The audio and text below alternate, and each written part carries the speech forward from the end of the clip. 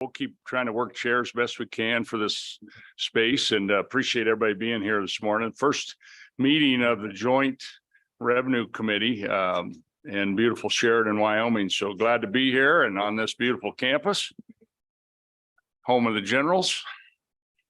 Please, our first item, Do not holler out. okay, can you go ahead and we'll get the volume, we'll work on it. Thank you. And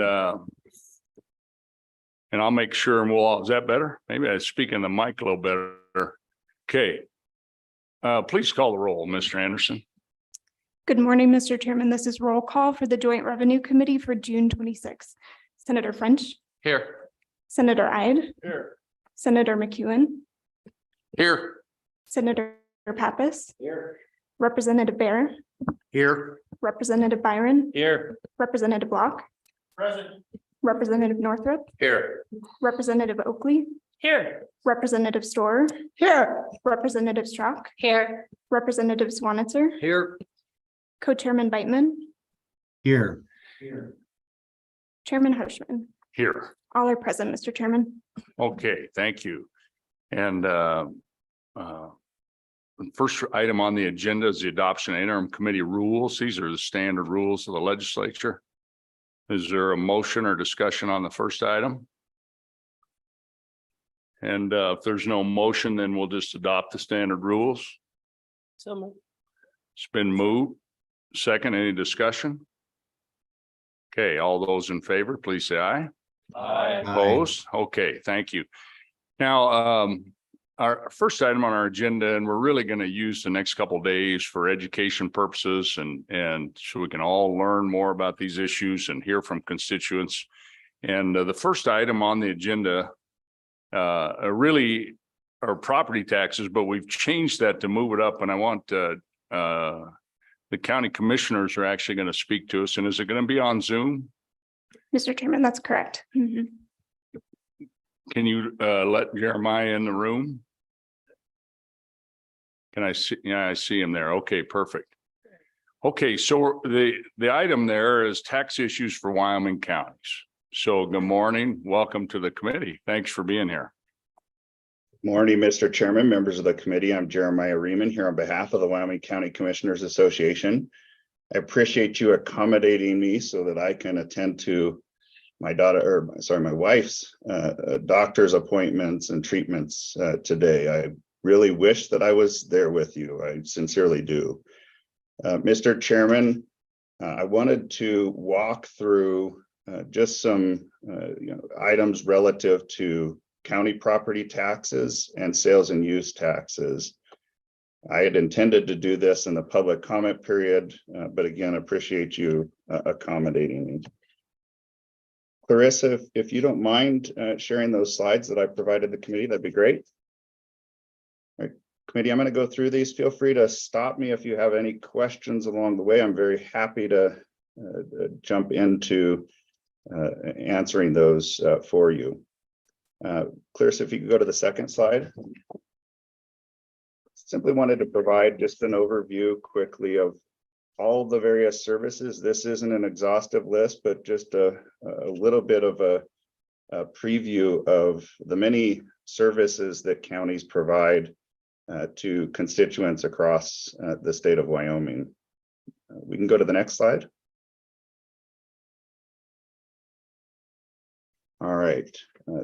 Starting out with property taxes, and this is the case for virtually every of the recipients of property taxes, but for counties, they're generally the single largest source of revenue in the county. The Constitution does limit county to 12 mills or 1.2% of the assessed value. The Constitution is referenced there. The average county mill levy across the state is 11.679, and I'll get a little bit finer into that here in just a couple of minutes. Across the state, the average total county levy is about 68.174 mills. That includes all of the school district mills the special district mills, the municipal mills. It is generally higher within municipal boundaries for a variety of reasons, as you can imagine. If we can go to the next slide. So in 2022, where was that $1.73 billion distributed? As you can see on this slide, 72.6% of that goes to schools. Counties make up 17.23%, and the remainder of that goes to various special districts and municipalities across the state. You can go to the next slide. I like to show just quickly what that looks like amongst the various counties, because this becomes really critical when we talk about things like direct distribution, or even things like changing our property tax structure in relationship to our sales and use tax structure. And I'll show a similar slide a little bit later relative to sales and use taxes. But as you can see here, the top 7 revenue generating counties for property taxes take in 72% of all property taxes, and the bottom 9 counties take in just 8% of the total revenues. And you can see the entire breakout there. Those tier 3 counties, with the exception of Johnson County, are considered hardship counties within the direct distribution model. So in other words, they generate less than $300,000 per mill that's assessed. And I have a slide that goes into the per mill assessment here shortly. A couple of other things relative to this slide. Of the tier 1 counties, Campbell and Teton County are recapture districts relative to property taxes for purposes of our schools. So in other words, they generate sufficient revenue that they can take care of their needs, and that money, the money above that level, is redistributed to other jurisdictions around the state. We'll also note here, you offered the county optional property tax refund program here recently. The state has had that, you've been implementing that, but that also moved to the county level. And I can say that there are 5 counties right now that are offering that property tax refund program: Albany, Converse, Sublette, Teton, and Lincoln. And it's important to note that that comes entirely from their revenues. So in other words, the schools, the special districts, and municipalities are held whole while the county picks up that tab. There's just one other thing that I'll mention as I'm on this slide. I talked about the hardship counties briefly, and the importance of property taxes to many counties. Niobrara County, and I'm very proud to say this, just began offering healthcare to its employees in 2020. So they're now at a point where they have enough revenue that they could do that. They were the last county to offer their employees that benefit. We can go to the next slide. So what do the mill levies look like across the state? As you can see on this slide, we have 20 counties that assess the full 12 mills. We have 3 that offer a lower mill levy. Currently, Campbell County assesses 11.235 mills, Fremont County 10 mills, and Teton County assesses 7.379 mills. So sufficiently less than their 12 mills that they're authorized to impose at this point in time. On this slide, you can see the total taxes that are levied against that, and I'll go into what that means per mill on the next slide, and we can actually go there now. So taking that data, you can break it down, and I will note that this is county assessed property. What's not factored into the numbers that are provided on this slide or the last slide are state assessed property. And those generally fall into the industrial or mineral category, primarily the industrial. So these numbers would be slightly higher, but for relationship to residential, which is county assessed, I thought this was a good demonstration of the data that's available. As you can see, I've got the per mill levies on the left-hand side. The counties that are highlighted in blue, the numbers that are highlighted in blue represent those hardship counties under the direct distribution formula. The next column there just takes Campbell County, which is the highest producer per mill, and analyzes that against the other counties. So as you can see, Bighorn County has to assess 18 mills to equal 1 Campbell County mill. Niobrara County, which is the lowest level per mill, has to assess 30 mills to equal 1 Campbell County mill. And you can see that for each of the counties. I think this is an important demonstration to show the value of minerals in our property tax system. And it certainly falls out in that data. I also think it's important to just point out a little bit about how much of each mill is attributable to the all other category. I bring up the all other category because that's the category that residential property currently falls under. Now that may change with the constitutional amendment next year, but this is where we stand right now.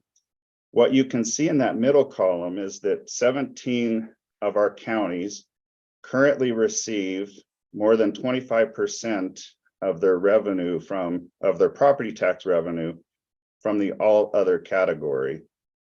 9 of them receive 50% or more from that particular category. The next one over shows 1 mill attributable to residential. And in that case, 16 of the counties, it's 25% or more, and 4 of them, it's 50% or more. The last thing I tried to show on the right is the total property tax in relationship to the county's budget. And what you find there is that 14 of the counties receive more than 25% of their revenue from property taxes, and 4 of them receive 50% or more. When we're also talking about residential property taxes in relationship amongst the counties, you can see there that for Campbell County, only 6.96% of its property tax is attributable to residential property. So because Campbell County is so mineral rich, it probably could absorb a reduction in residential property taxes much more easily, certainly, than you would see some of the other counties being able to absorb that based on what changes might come. I'll point out just a couple of other things on this slide quickly. If you look at Washakie County, again, they raise about $161,000 per mill. In fiscal year 21, Washakie County budget, 13% of their revenues came from payment in lieu of taxes, which is a federal government program to reimburse counties for non-taxable federal lands in the county. They received another 12% from direct distribution. And as you can see on this slide, they received another 18% from property taxes. Those 3 funding sources, 2 of which are never guaranteed in any particular year, PILT and direct distribution in particular, that makes up 43% of their $6 million budget. So adjustments do have a significant impact. I'll just do one other thing. Again, this slide does not show state assessed property, but if you add that in for Converse County, they take in roughly 8.7, they would, on 2 mills, they would take in about $8.7 $1.7 million. So if the county reduced its mill levy by 2 mills, they forego $8.7 million. That 2 mills saves residential property owners about $252,000 across the county. If you divide that by the number of residential properties, and there are a lot of assumptions in the numbers I'm giving, but nonetheless, if you divided that by the number of residential properties, which is 3,675, it would, on average, and this is again a big assumption, save those residents roughly $68.81 on their property tax bill. But the county would be foregoing $8.5 million in revenue from other sources. I point this out just to note that all of this data really suggests that we have to be really selective in how we adjust our property taxes and ensure that we're providing targeted relief to those residents that need it. If we can go to the next slide. There's been some conversation about the dramatic increase in the assessed valuation between 2019 based on a few slides that I've provided in the past. And fair enough, there has been an increase, as you can see in this slide, for the all other category between 2019 and 2022. The all other category rose from $7.8 billion to $10.6 billion. What I wanted to do, though, is take a look and see where did that primarily come from amongst the counties. And what you can see here, and it's pretty telling, is that 44.69% of that increase is attributable to one county, Teton County, as you can see on the right hand of that slide. If we can go to the next slide, I broke out just residential from the all other category to see what that looks like. And of the jump from 5.8 billion to 8.1 billion, 47% of that is attributable again to Teton County. You can see all of your counties broken out there. Mr. Chairman, I just wanted to present some facts relative to property taxes. So I threw that there. And I'll pause. I do see Chairman Beitman has a question. Mr. Chairman. Mr. Riemann, appreciate you being with us this morning. We'll just pause here. You're finished with property taxes. We'll take questions in by members. Is that right? And Senator, Mr. Co-Chair Beitman. Yeah, Mr. Chairman, I just wanted to talk about the slides 9 and 10 real quick. I appreciate the presentation. I just wanted to point out to some of the members and some members of the public, you know, if you look at the percent change per county on these, I'm looking at the residential on slide 10. For instance, in Sheridan County, that from going from 319 million up to 452 million, that's a 41% increase for a dollar amount of 132.5 million. So an extra $1.5 million windfall to the county. And I broke it out, and I can share this spreadsheet with the committee, but I'll tell you the average percent change from all counties was 29%.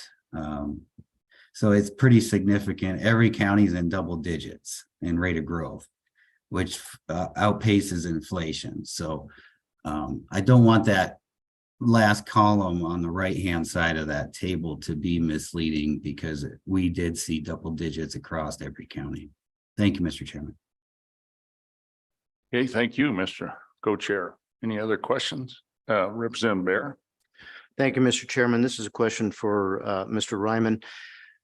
On slide 7, you talked about these mills that the counties assess, and that there are 3 counties that have assessed less than the maximum 12 mills. There's a rumor that goes around amongst county commissioners that if they assess below a certain threshold, that they will lose state funding. Do you believe that is true? Mr. Reaman, go ahead. And if you want to respond to kind of both of those questions by Representative Bear and Senator Bidman, that'd be great. Thank you. Thank you, Mr. Chairman, members of the committee. Senator Bidman is absolutely correct. If you want to analyze, what I simply did was tried to analyze the total increase against each of the counties against the total change. So you can certainly break that data up a lot of different ways. I'm not trying to deceive anybody and happy to present that information to anybody. Representative Bear, to your question, the reality is that there are some state programs that analyze whether a county or a special district or others do assess the full complement of their mills. I'll just take one recent program as an example. Some of the ARPA programs certainly had that as a provision that if they were not assessing the full complement of their mills, then they would be put to the back of the line or ineligible for those particular programs that you all had made available. Now, in that instance, we were successful in making changes to allow for some leeway to consider mill levies, as well as other things like sales and use tax and the other assessments that the counties have as local options, so that ultimately, in that case, all of the 23 counties were eligible to receive those ARPA funds. Whether all the special districts or municipalities were able to meet those thresholds, I don't know. I wasn't analyzing that, but it is true that there are some state programs that consider whether locals are taxing themselves before coming to the state for aid. Okay. Follow up. Do you have follow up, Representative Bear? Thank you, Mr. Chairman. I'd like to ask Mr. Ryman, the particular example he gave was federal funds. I'd like to know, are there particular state programs, and give us an example of a state program where a county would not be receiving a benefit. And other than some smaller programs, is there anything significant that a county would be giving up by not assessing the full value? Mr. Reaman. Yeah, Mr. Chairman, I'm happy to provide the testimony that I gave on the ARPA programs as one example. But if you look at the state loan and investment programs for many of our water programs as an example, they do have those provisions in there. I don't have them immediately in front of me. I'd be happy to provide those to you, Representative Bear. Okay, thank you. Okay, any other? Mr. Raymond, why don't you continue now with your sales and use tax issues? Thank you, Mr. Chairman. I'll be on slide 12. Thought it was important because you are going into a 101 on this particular issue to just provide some county context here as well. And in particular, I've heard some conversation of trading an increase of sales and use tax for reduced property taxes, and some of the considerations we're going to have to make as we work through that particular scenario if it were to come about. Now, in terms of the statewide sales and use tax, as you all know, it's currently at 4%.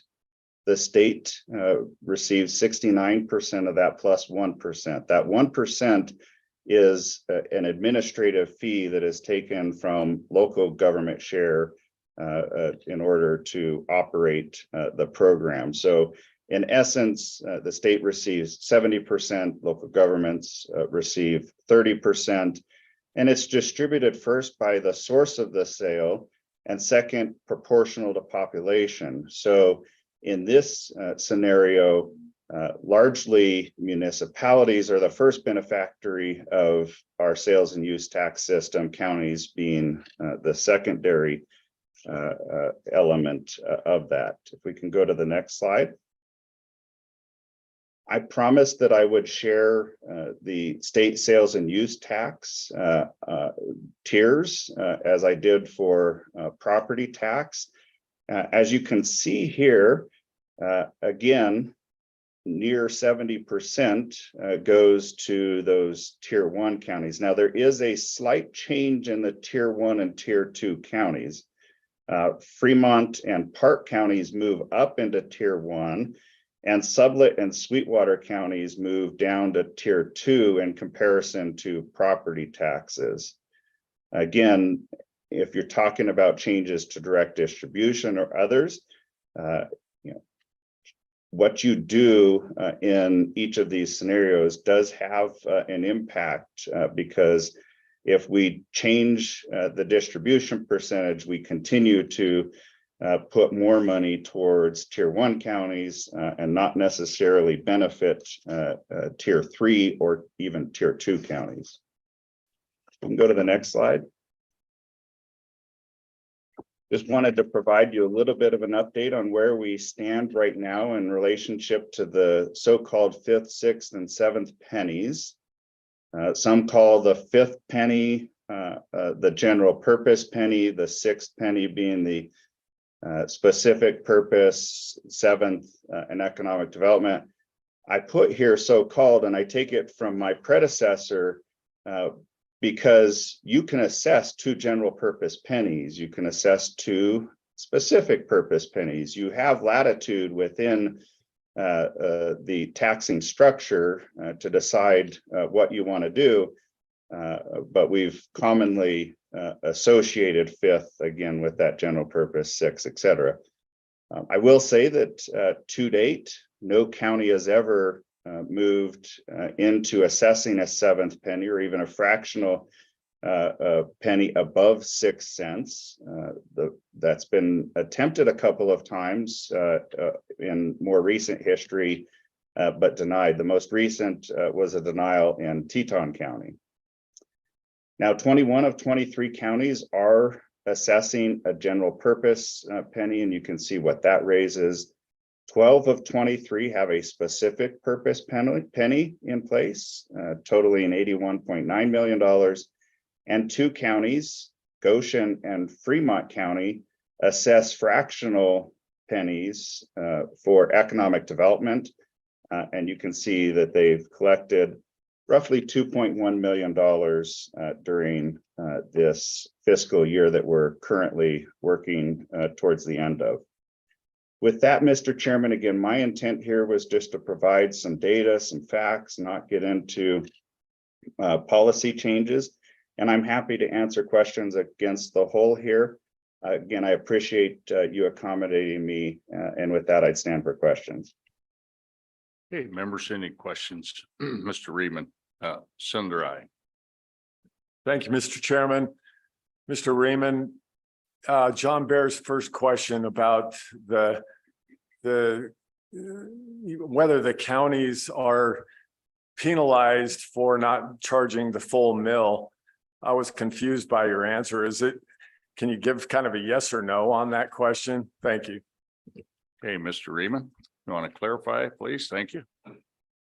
Mr. Chairman, yes, counties have been penalized through state aid programs for not assessing either the full complement of their mills or not assessing a general purpose penny in particular. Okay, thank you. Okay, any other questions for Mr. Reedman? Appreciate you being here with us. And I know we're talking about some dollars and taxes, but we really appreciate what you're going through in your family, and we wish you all the best and the best wishes from really the whole state. And so keep up the good fight, you and your wife, and we'll see you soon down the road. So thank you for your service to our previous governor and to our county. So we appreciate you and your family. So thank you and all the best today. Thank you. Appreciate that. Okay, members, next on our agenda is we're going to flip these two with this property tax matrix. We're just going to take that up after the property tax 101. So if we could have Director Henson come on up, and I think Mr. Guile, you're going to tag team this. And so we're going to have a little property tax 101. And so members, I'd encourage you just to as we're working on this, just interrupt for any questions as we work through it. So very good. Thank you and welcome to the committee. Appreciate you being here. Good morning, Mr. Chairman. Brenda Henson, Director of the Department of Revenue. Can Let me everyone just hear ask, okay? can you folks in the back hear Ms. Henson? Okay, we're gonna can you hear me? And just really we'll pull these mics close and. Okay, Okay. go ahead. Thank you. If I may, again, Brenda Henson, Director of the Department of Revenue. Thank you so much for having us here today. We've got an opportunity that doesn't often come. And I first and foremost want to thank the chairs of this committee. It's a large responsibility that all of the members of the Revenue Committee have when you start looking at various tax structures. And the opportunity to first find out exactly how our current tax structure functions and operates is really important to have that foundation prior to considering any changes to that foundation. So thank you for the opportunity to both chairs. So property taxation, the word property tax, it is a ad valorem tax, which means it's according to value. If you own more valuable property, then your property taxes are higher. With property taxation, there is no component of income. It is not intended to be an income tax. So really in the structure itself, the ability to pay is not a part of the basis of property taxation. Now, that being said, property tax relief in whatever form is a second piece to this, and that is a policy decision made by the legislature. And those are the types of things that I know will come up in conversation today. But that being said, it's always important to keep the basis of the property tax and any property tax relief or exemptions. Those are separate discussions. So just keeping that in mind. Just a little bit of background related to the Department of Revenue. Our agency, we have 123 total staff. Of that, we've got 10 employees in the property tax division, 10 employees in admin services, and that's really where the money is coming in and we're processing those payments. We've got 16 employees in the mineral tax division, 34 employees in the excise tax division. We'll talk more about that this afternoon. And then 52 employees at the Wyoming liquor division. So a very diverse, very fascinating position and opportunity that I have to meet with some and work with fascinating employees. And what I like to do is introduce the committee to the administrator of the property tax division, Ken Gill. Ken came to the agency on May 1st after serving in Laramie County for over 20 years in the assessor's office, the last 10 being the elected county assessor. I've had the opportunity to work with Ken throughout that time period. He definitely brings, at the counter, working with taxpayer experience. So thank you, Ken, for coming up to the Department of Revenue and sharing that knowledge and experience.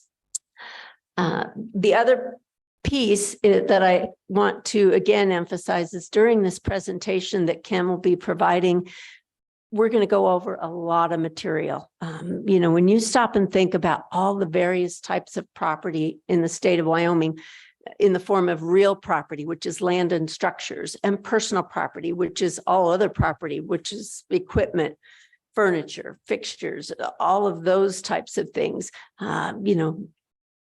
Ken's going to cover so many different types of property, and we've got statutes, we've got rules, we've got procedures. So there's a lot that goes into that final piece of paper that the taxpayer receives in that April-May time period that identifies to the property owner what the value is of that property and what the estimated tax is going to be.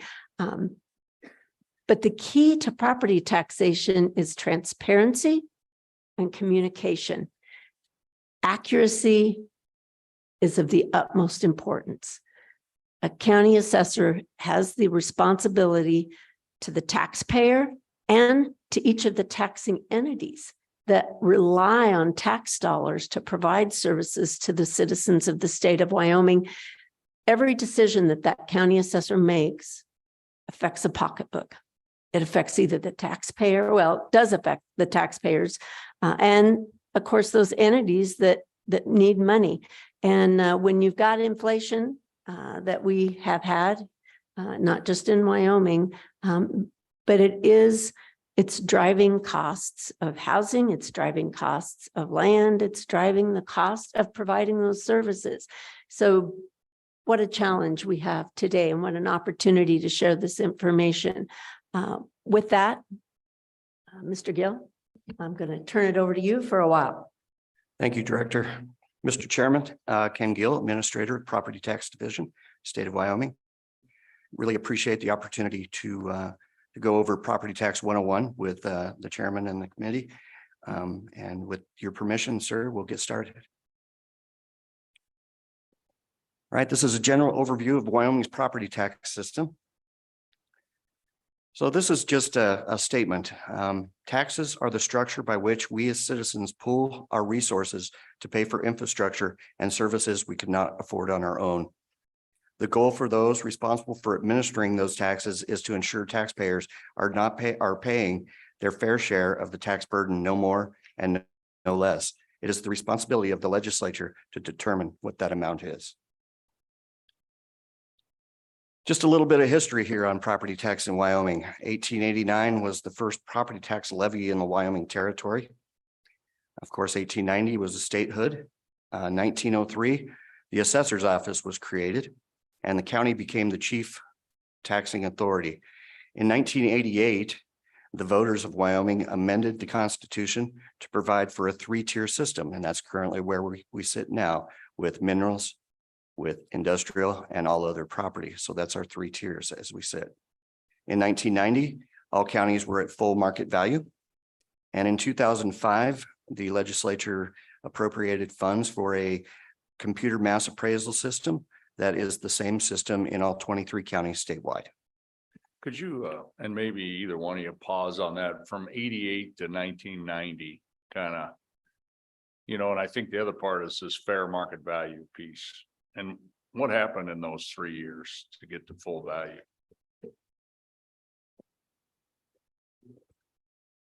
Mr. Chairman. So what had happened is in 1988, that's when we first started collecting sales information at the local level to start analysis of fair market value. So then 1989, the legislature funded a mass appraisal system, and in all 23 counties. They were two separate systems. They were mainframe systems. They're not the systems we're on today. But the other component of coming full fair market value was in 1990. They were required to be at full value, but until 1992, there was a maximum where in 1992, they had to be at that full fair market value. But between 90, 91, and 92, the value could not increase more than 25% from the prior year value for from 90 to 91, from 91 to 92, but then they had to be at full value. But interestingly enough, when we talk about the level of assessment, the 9.5%, so prior to fair market value, the state of Wyoming valued property at 25% of a 1967 replacement cost. So it didn't matter what the market was doing. It didn't matter what properties were selling for. If it cost X in 1967 to build that structure, your assessed value was 25% of that.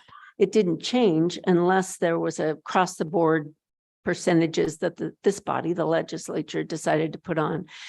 So what that meant was, as we transitioned to fair market value, the legislature was trying to make that a revenue neutral change. So what they were trying to determine was, given the values that we had on the historical system, now we go to fair market value, what's the percentage that we would apply to fair market value to arrive at approximately the same assessed value for those properties. That's where that 9.5% came from. On the all other property, 11.5% on industrial, and those percentages have not changed since we implemented fair market value in the 3-tier system in 1990. I hope that answered the question. The third tier minerals. The 3rd-tier minerals, it was determined right at the beginning that they would be at 100%. And I know Ken will cover this a little bit. The reason for that is on a mineral, it's the produced mineral. It's after it's severed. And so we, as a state, we only tax that mineral one time when it's severed from the ground and produced. On all these other properties, industrial, commercial, residential, agricultural, they're appraised and valued and taxed every year. So again, the reason for the differences in level of assessment. Thank you, Mr. Chairman. Thank you for that question, Mr. Chairman. I was still in high school at the time. Mr. Chairman, Mr. Co-Chair Biden. thank you, Mr. Chairman. Thank you for your testimony so far, Mr. Gill and Ms. Henson. My question revolves around the full value versus fair market value. And obviously the Constitution says it shall be uniformly valued at its full value as defined by the legislature. And it never makes reference to fair market value. So is fair market value what the legislature decided that's how it was going to define full value? And my next question would be, well, if the legislature decided that acquisition value would be what the legislature deems as full value, would that suffice constitutionally? Thank you. Okay, thank you. Director? Mr. Chairman, Chairman Beitman, I believe if it's acceptable, that we're going to cover that on about page 9 on where the legislature actually defined full value as fair market value. So if it's acceptable, we'll proceed with the presentation and kind of keep in a flow. Got the thumbs up from the co-chair. Go up, please proceed. Thank you. Thank you, Mr. Chairman. Going to the next slide. Owning property comes with a bundle of rights. We call them a bundle of rights, and when you're in appraising school, they talk about this, and I like to think of them as a batch of sticks. And those rights are the right to sell the property, the right to lease or rent the property, the right to use the property, the right to give away the property, the right to enter or leave the property, and the right to refuse to do any of the above. So each one of those bundles, let's say that you own a property and you rent it to someone. You may lose a couple of those bundle of rights because you may not be able to enter that depending on your contract with the lessee, or you get a mortgage on the property. So you can't just give away the property without satisfying the mortgage. So that's the entire bundle, but each one of those is separate upon itself. The bottom statement there, fee simple ownership is the highest form of ownership. An estate in fee simple is ownership of all the rights in the property, except for the rights reserved by the government. And those restrictions on the bundle of rights are taxation, eminent domain, police power, and escheat. And escheat is defined if there are no heirs for a property, the owner has passed away, there's no heirs, and it's unclaimed property, the government actually can take that property. We get into the Constitution on the next page, on page 7, Article 15-11, A through D. All property, except as in the Constitution otherwise provided, shall be uniformly valued at its full value as defined by the legislature in the 3 classes as follows. We have gross production of minerals, property for industrial purposes, and all other property, real and personal. So that's our 3rd tier that we've discussed in the last legislative session. The exception to that is agricultural land. Agriculture and grazing lands, they're valued to their ability or their capability of the land to produce agricultural products under normal conditions.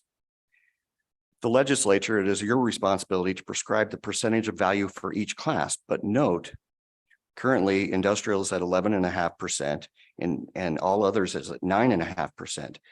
That all others cannot go beyond 40%, or I should say the industrial cannot be 40% higher or 4 percentage points higher, different than the all other class of property. The legislature shall not create new classes or subclasses or authorize any property to be assessed at a rate other than the rate set for the authorized classes. And all taxation shall be equal and uniform within each class of property. Then we talk about agricultural land. There are 4 qualifications that ag land must meet to be valued as agricultural land. It's being employed for an agricultural purpose, and then agricultural purpose is defined as cultivation of the soil for production of crops, timber products or grasses for forage, rearing, feeding, grazing, or management of livestock. Also, the land cannot be part of a platted subdivision, except for a parcel that is 35 acres or more. And then it can qualify as long as it qualifies on the other three qualifications. The owner producer must derive $500 from marketing of agricultural products. So that's the important part there. The lessee, if the owner is leasing the ground out, that lessee must derive $1,000 from marketing of agricultural products. Again, I would emphasize the marketing of agricultural products. And the land has been used or employed consistent with the land's size, location, and capability to produce as defined by the department's rules. So it must be used to its full capacity as agricultural land. So page 9, Co-Chair Beitman asked about this. So what is taxable and what is fair market value? I think we'll skip down to the second one there. What is taxable? Property subject to taxation. I like to say that all property in the state of Wyoming is taxable unless specifically exempted by law. That's not exactly how it's stated in the law, but that's how I like to typically define that or explain that. Fair market value means the amount in cash or terms reasonably equivalent to cash a well-informed buyer is justified in paying for a property and a well-informed seller is justified in accepting, assuming neither party to the transaction is acting under undue compulsion and assuming the property has been offered in the open market for a reasonable amount of time.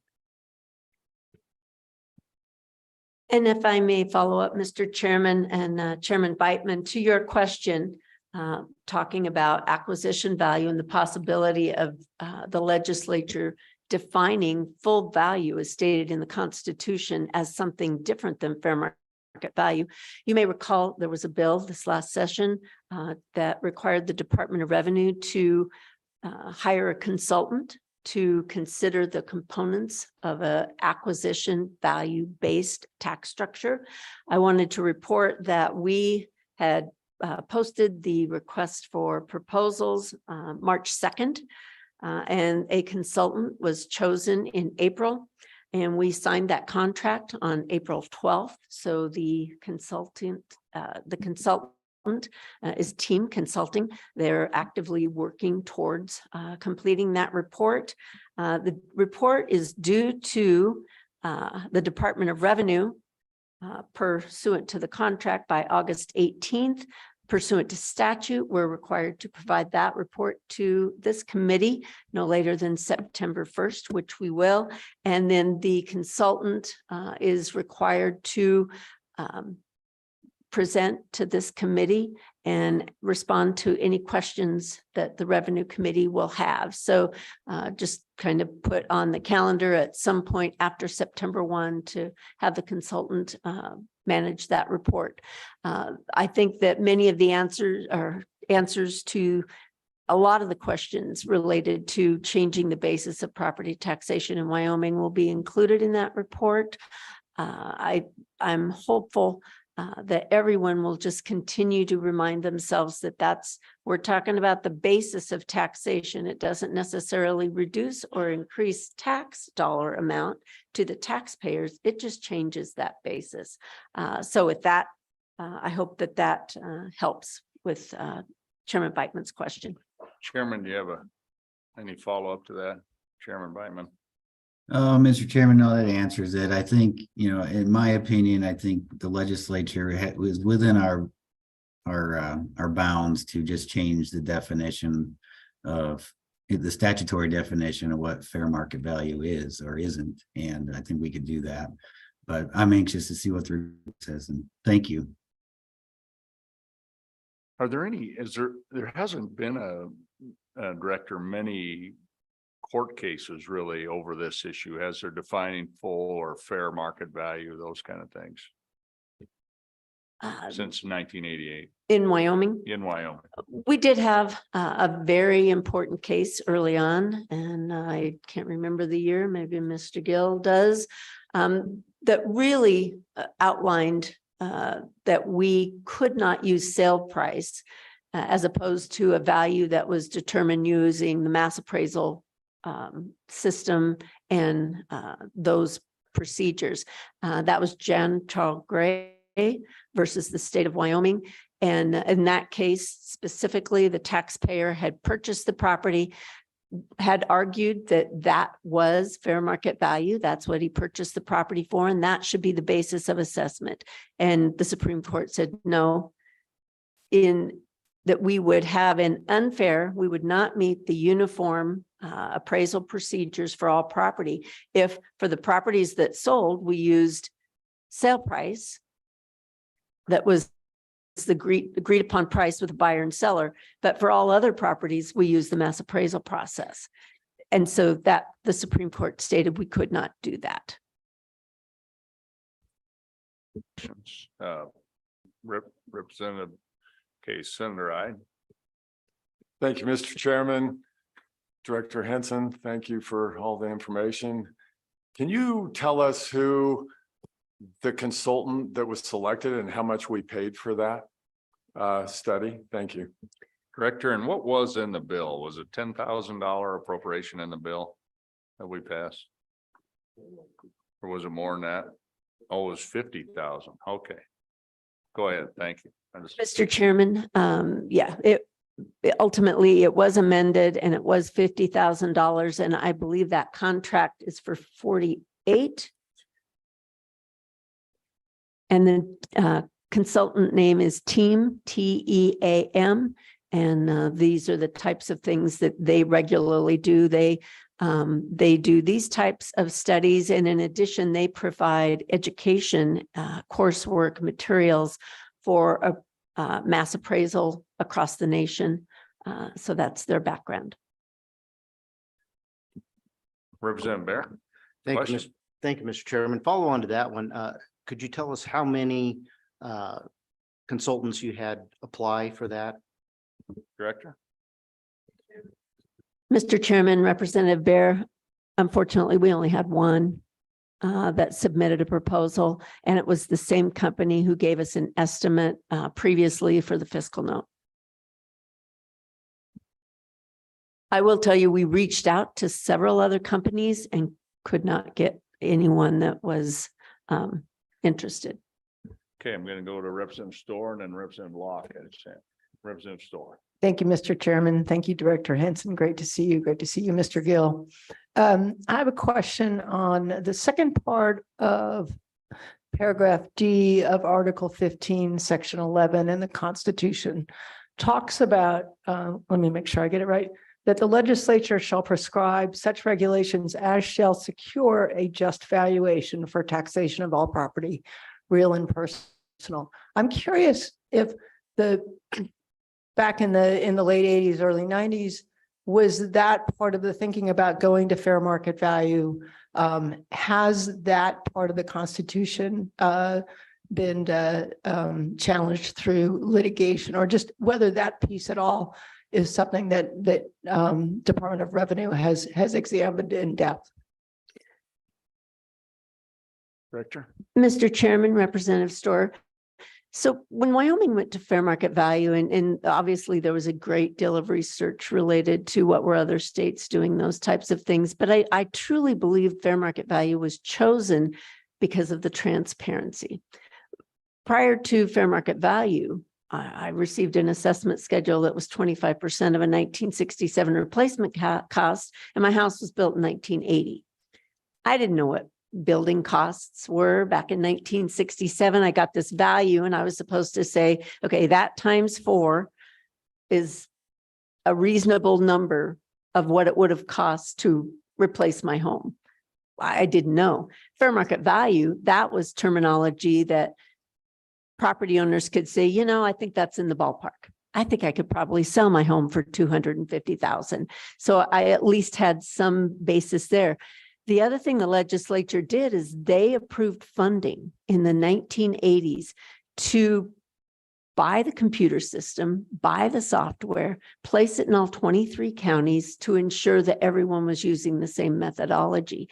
And now the system that we've got in counties, not only are we using the same methodology, we've got the same reports. So whether I have a report, a property in Albany County and a property in Campbell County, when I get a property profile that explains the exact calculations, that report looks the same in both counties. So there's a lot of consistency there. And the legislature has continued since the 80s to provide the Department of Revenue in our budget money for hardware, software, and all of the tools that are necessary within the assessor's office to perform the functions. And so I believe transparency, uniformity has always been the legislature's focus.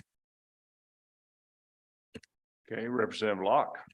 Thank you, Mr. Chairman, and thank you, Director. I appreciate, and Mr. Gall, I appreciate your time.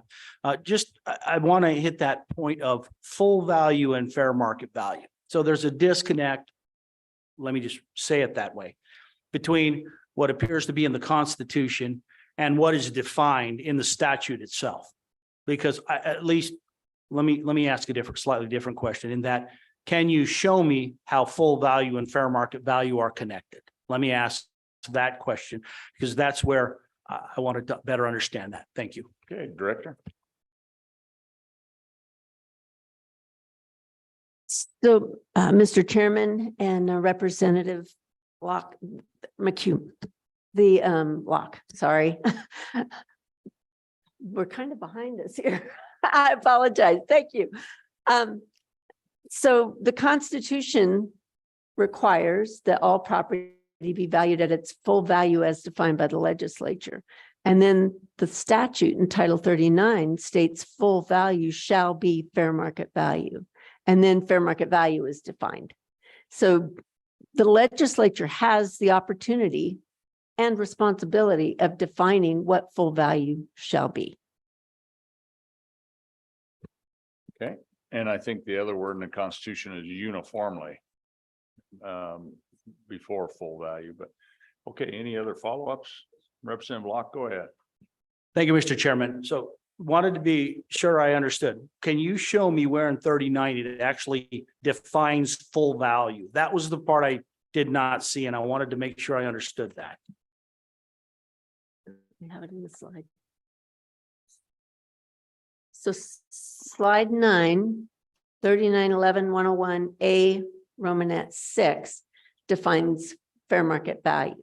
But isn't there another place in statute, Ken, that says full value shall be fair market value? And I don't have my statute books with me, but if you don't mind, I'll get back with you I think after the break. I think Thank you, Mr. Fanning. he has his statute book. Go ahead and bring that up. I'll still have to look it up. Sure, So if we take a break at some point, I'll do that and I'll come right back to that. good for that. Because it is in statute, full value is defined as fair market value. So we'll find that. Thank you, Mr. Chairman, and thank you. I was unable to find it, and I appreciate your help. Thank you. Okay, thank you. Any other questions, Representative Barron? Thank you, Mr. Chairman. And I will also say thank you, Director Henson, for being here and answering all these questions. I just wanted to refer back to a statement that you made earlier. When we were changing the system in the 1988 timeframe, you said that one of the goals of the legislature was to try to be revenue neutral.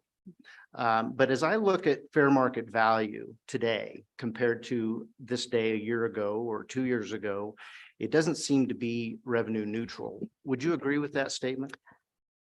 Director, go ahead. Mr. Chairman, Representative Bear, So when I referred to the statement of revenue neutral, that was the implementation of a new tax structure. Yeah. Okay, as far as from one year to the next, as you know, market values fluctuate. Right. It's just the basis of value. The other important point that we'll get into later is mineral valuation. Mineral valuation, you're never valuing the same mineral twice. So that value is standalone every single year. But for a taxing entity and a total assessed value, we see that roller coaster in Wyoming with that mineral valuation. Mr. Gale's done some information, some analysis that shows if mineral valuation were not a component of total assessed value for our taxing entities, the industrial and the all other property has really been a fairly stable increase through the years. And so it's just another part of our tax structure in Wyoming is that mineral valuation and our use of it. Follow, go ahead. Thank you, Mr. Chairman. You bring up an excellent point that minerals are volatile. I think that's the statement that I'm making about our property taxes on our residential currently. And so I guess maybe you could illustrate for us what it would have been like comparatively had we stuck to the 1967 value increasing based off of that value, which would be somewhat similar to what acquisition value would be. If you could give us an idea of would that be as volatile as what we're seeing with fair market value or not? Go ahead, Director. Mr. Go ahead. Chairman. That's a lot in that. Go ahead, take your time. Yeah, I can tell you I have no idea what the 1967 values would be in relation to 2023 values. But I will say, Representative Bear, that even when we were on 25% of a 1967 replacement cost, that was the same methodology for every property across the board. An acquisition-based structure, you're going to have two different methodologies because you don't, the majority of the properties are not going to transfer ownership and are not going to have an acquisition value. So that tax structure, and you've got to figure out not just what the acquisition value and how that's going to be applicable to the properties that transfer, but how do we value the other properties that didn't sell? So that's the difference in those two comparisons in my mind. Okay. Go ahead, please continue. Thank you, Mr. Chairman. Move on to the next slide, slide 10. So the method of assessment, this is where a handout, you'll have a handout in your material. It's the Department of Revenue Chapter 9 rules. Obviously, I will not go through the entire rule book, but that's where this comes from and just for your reference in the future. From the statute, all taxable property shall be annually valued at its fair market value, except as otherwise provided by law for a specific property.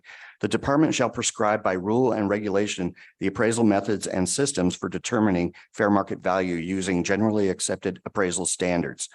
So in Chapter 9, Section 5, letter B, Romanets 1 through 3, those are the three approaches to value that the department has accepted as general good practice for appraisal.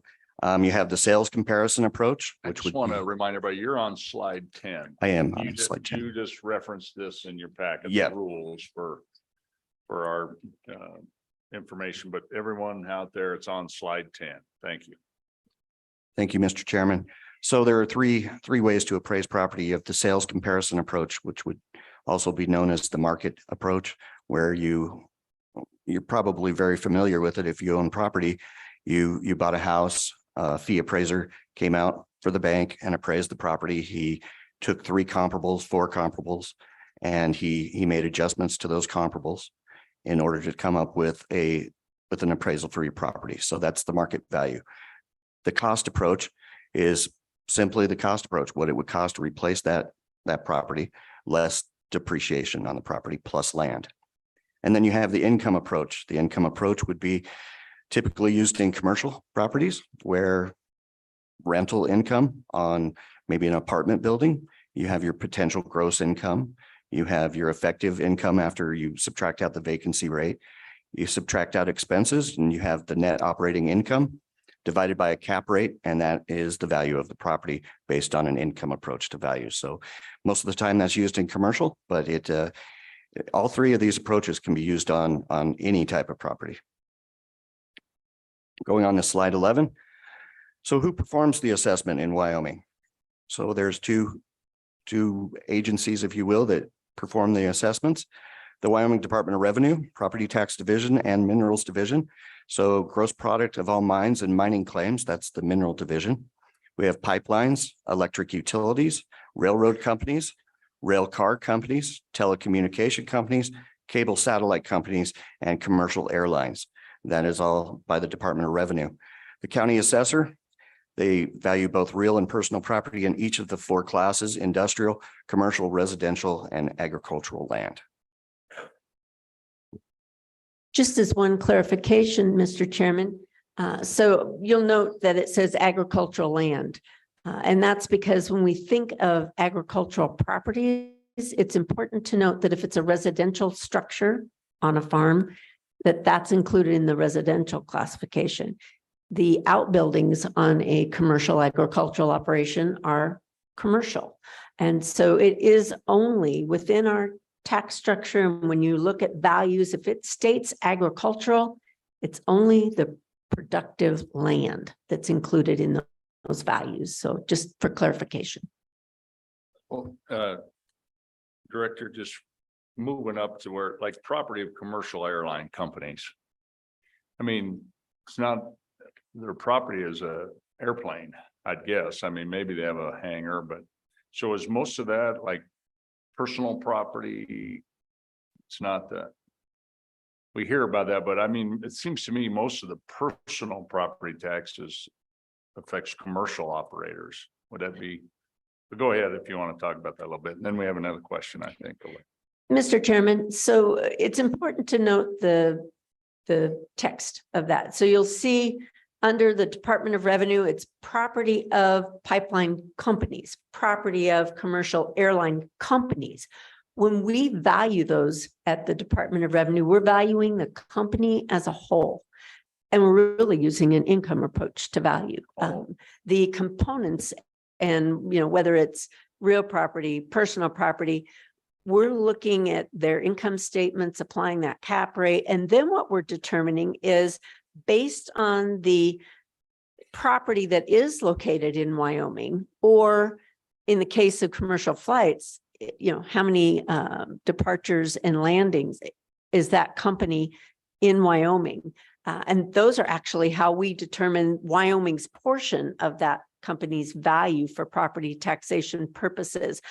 So we don't break it out into real and personal, but you're absolutely right, Mr. Chairman. Most of the assets for these types of companies would be in the form of equipment, personal property, and you're right, industrial commercial is where we see the largest portion. And I believe Mr. Gill will get into that a little bit more for taxation in that. For residential, the only time personal property is taxable for residential property is if it's the way our exemption reads. Back it up this a little bit. Personal property is exempt when you owned and used for personal use. So if I own my refrigerator and my stove and I use it for personal use, it's exempt from property taxation. But if that same stove and refrigerator is in a rental property that I rent out to the public and I provide that equipment, it's taxable. And the assessor has to put that on the assessment rolls. So I will also make the statement that it didn't used to be that way. You may recall that we all had our first relationship with the county assessor because they used to come out and count our stoves and our refrigerators. And we used to pay taxes on our personal property. We used to pay taxes on our livestock. We had to report to the county assessor in the 80s how many head of cattle we had. So our tax structure has changed related to exemptions. But that's why residential really, unless you've got an apartment building and you're providing all of the equipment, you're not going to see a lot of assessed value statewide. Yeah. Okay, we had a question, Senator McCown. Thank you, Mr. Chairman. Yeah, I'm a bit confused. You started out saying this is not an income-based tax, and that was the goal. And then I read Roman at 3. We have to send in our income statements, and you yourself said we go over all that to determine the tax. Are we not really basing this on income? Is this not another form of income tax? Thank you. Go ahead and clarify. Thank you, Director. Mr. Chairman, a great observation. It's important on a commercial or industrial property. We talk about this willing buyer, willing seller. If I'm going to buy a commercial property, do I really care about that structure? Do I care about if it's 6,000 square feet or 2.5 acres? No, I'm looking at that property as an investment. What is the return on my investment? And why would I purchase an income producing property if I can't make, a reasonable expectation of income off that income producing property? So you, again, as Mr. Gill indicated, you've got 3 approaches to value. And so when you're looking at an income approach to value, it's what is the income that can be generated based on that property. Unlike the Department of Revenue companies, when we're valuing the company as a whole, they're not looking to sell the entire company just in Wyoming. So it's a little different piece of that. So I guess going back to my original statement, it's mainly when I say it's not an income tax, I'm talking about the properties that are not income producing properties. But I don't believe that you can do a good appraisal on income producing property without considering what is the ability of that property to make income. Follow up, yeah. Thank you, Mr. Chairman. Pretty simple question. I sell widgets. I made $1 million selling widgets off my commercial property. So my assessed tax is going to be X dollars. If I sell $500,000 worth of widgets, is my tax going to get cut in half or be lowered because I didn't make enough money? And if that's true, how is this not an income tax? Thank you, Mr. Chairman. Director? So, Mr. Chairman, when I talk about income, so in appraisal, if I'm going to value office buildings, then I'm going to look for rental rates of office buildings, and I'm going to develop a gross rent multiplier. If I'm going to rent warehouse space, I'm going to look at what would it cost, what am I going to make on an income on the rental space. So when I speak about an income approach to value, I'm not specifically speaking to your widget. I'm speaking to what's a gross rent multiplier? What can I expect to receive if I were to rent that building out? Because inventory in Wyoming is exempt from property taxation, so the widgets are exempt. So in appraisal theory, I'm not as concerned about what you're using that commercial property for as what the rental rates are for that property. Anything to add to that, Mr. Gill? I don't think so, Director. I think that's a good explanation. So, and then to carry on that, so like your cell phone. And for the most part, we have competing national companies. Is that, would that be a portion of the income approach kind of? How do you value a cell tower? So, Mr. Chairman, you're right. When you look at all of those companies that are under the Department of Revenue, we are capturing all of the assets that it takes to complete that cell phone call, right? Same thing, cable, satellite television companies. Without the satellite in the air, you cannot have satellite TV. So when we're valuing those companies, we end up capturing all of that in the income stream that those companies are receiving. And then we look at what portion of that income stream came from Wyoming customers. And then that's how we get our portion of that value. So we're actually capturing a satellite in that example, a portion of that value, even though that satellite doesn't have situs in Wyoming. So definitely a topic perhaps for another day is we would be happy to walk the revenue committee through the process of how do we value these types of companies and how do we determine what portion of that value is from Wyoming customers. And then even further, now we've got to determine where those customers are located because we have to allocate that to each county and each tax district for assessed value for taxing entities. So again, a very fascinating and interesting conversation related to those, but for another day, perhaps.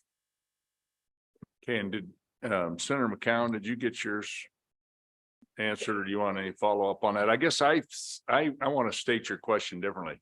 You got a small businesswoman in Wyoming has a storefront and they're selling boots or hats or groceries or whatever it might be.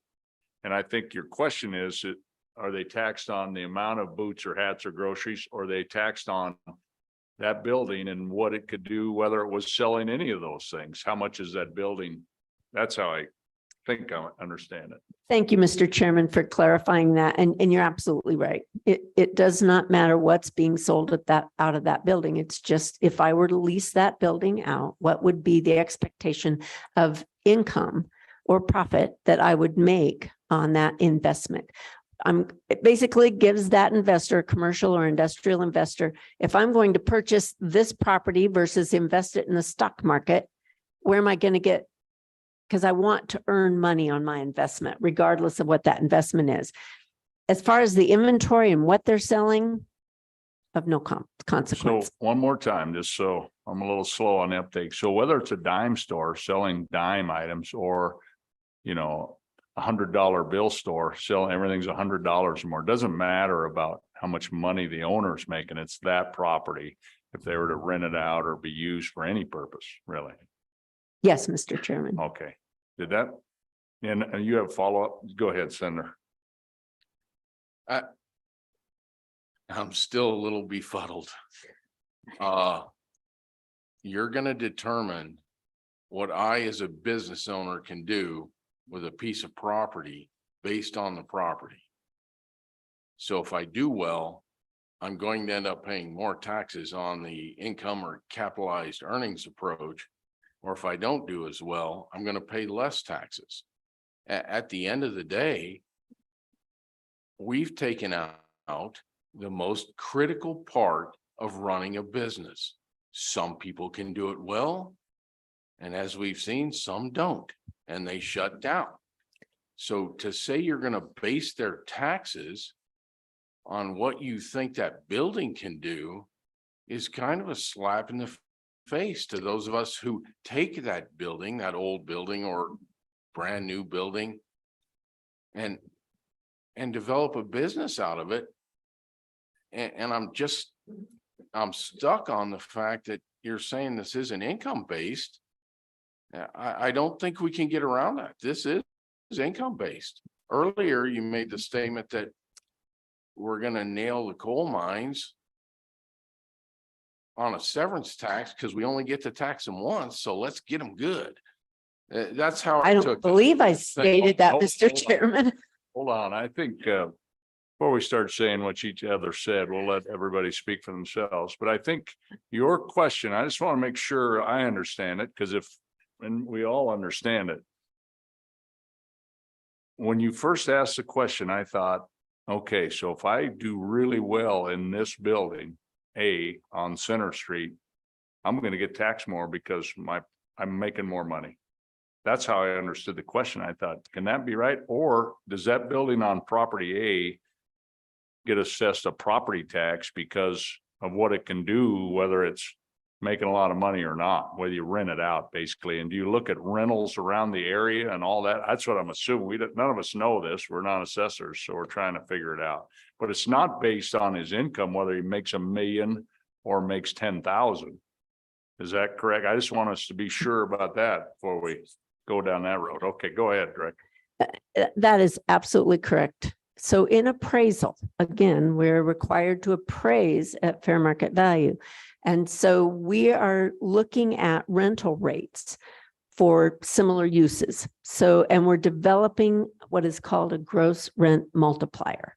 And it's, in the simplest of terms, if we determine based on surveys that 2-bedroom apartment buildings are leasing out for $1,500 a month, and we determine that we're going to use that in our analysis for a gross rent multiplier, we're using that same value on all 2-bedroom apartment buildings. So whether I, as a landlord, decide that my rent should only be $800 because I just want to give them a break, or if I think my rent, I think it should be much, much higher, a gross rent multiplier is not susceptible to that. And so you're right, it is complex. And in Wyoming, quite honestly, we have no statutory requirements that income producing property provide the county assessor with income information. And so without that, the assessor is using replacement cost, new less depreciation, that I really want to get to the basis of our current property tax structure. But so you're limited with that. Typically, county assessors will only hear from property owners when the income that they are receiving and when a cap rate is applied does not equate to the value that the assessor has determined. And then you have that communication between the buyer or between the property owner and the assessor and trying to determine why is that. But not a lot of properties are valued by the county assessor using an income approach to value. They could speak to that more than I could, but that's simply because we just don't have a lot of information on income in Wyoming. Mm-hmm. Thank you. Okay. Please continue. Thank you, Mr. Chairman. Oh, yeah. Senator Ide, do you have a question? Thank you, Mr. Chairman. Not to belabor this, but I want to understand it as well. I mean, you've got sales comparison, you've got cost approach, you've got income approach. So say you have 3 commercial buildings side by side, equal square footage, everything's the same neighborhood. You've got 2 of them using the income approach to value, say the assessor is. So the one producing the most out of that property is getting punished more because his gross income multiplier is a lot higher. Well, the multiplier is the same, but his gross income's higher. And say the third one say they just sold that building and it was half of what these guys are getting taxed at. Can they use the sales comparison approach versus the cost or the income approach to bring their value back down to what that building right next to them just sold for? Thank you. Okay, thank you, Director. So using that example, 3 buildings right next to each other. Go ahead. With the 3 approaches to value, as we've stated, the value on all 3 of those buildings should come in the same, regardless of which approach you use. And so it's important to note that, again, we're not working individually with each property on what they're making. You know, some people are making a higher net profit just because of equity that they've got in that property, correct? Those are not the things that when you are appraising property that you're utilizing. You're trying to determine, knowledgeable buyer, knowledgeable seller, what that property would sell for on January 1 of each year. And so whether you're using sales comparison, cost approach, or income approach to value, if you do a full appraisal, and you can speak to professional real estate appraisers, those values should all come in line. Now, you may have a situation where you don't have enough information on a property to even perform an income approach to value. or it's such a unique property. So then you're limited to only a cost approach or sales comparison approach. Most industrial properties, you don't have comparable sales that you can use. So you're limited to just a cost approach to value. So you've got 3 different approaches to value as an appraiser. But quite honestly, for mass appraisal, the one that is most relied upon by county assessors is sales comparable on residential and a cost approach on commercial. You've got plenty of sales on residential, so you can use a sales comparison approach. You start with replacement cost new, and we're going to get into this process of appraisal and show you how the CAMAS system works. But on commercial and industrial properties, commercial sales are really hard because we're only valuing real property. And many times when a commercial property sells, there's a lot of other things that are going in that sale price that aren't related. And so those are really tough things to look at. And the other thing is what happens with commercial industrial property is very seldom do they stay the same. I buy a commercial property and then I put an investment in that property and I remodel it. I'm change the way that structure looks. So now that sale price is of no use to me because it doesn't even look the same anymore. So these are the challenges that your county assessors have every day in trying to make sure that they're appraising those properties appropriately. Okay, and just to wrap this on that Romanet 3 then, so give us examples when you said the income and capitalized earnings approach is really not used that much. When would it be used? What type of, maybe give us some examples of that. Probably Mr. Chairman, probably the type of properties at the local level that it's used the most on are multifamily apartment buildings, large apartment buildings, low-income housing, rent restricted housing. If I've given up one of those sticks in my bundle of rights and I cannot rent at what the market rent is, I've entered into this agreement that I am going to provide low-income housing. Those are the types of properties where an appraiser has to consider that bundle of rights and what that property has the right to do. Okay, so as we turn the page on this, just to be clear for everybody who's listening in, and this has nothing to do with personal income. You don't see anybody's IRS tax forms or any of that. It's not any of that.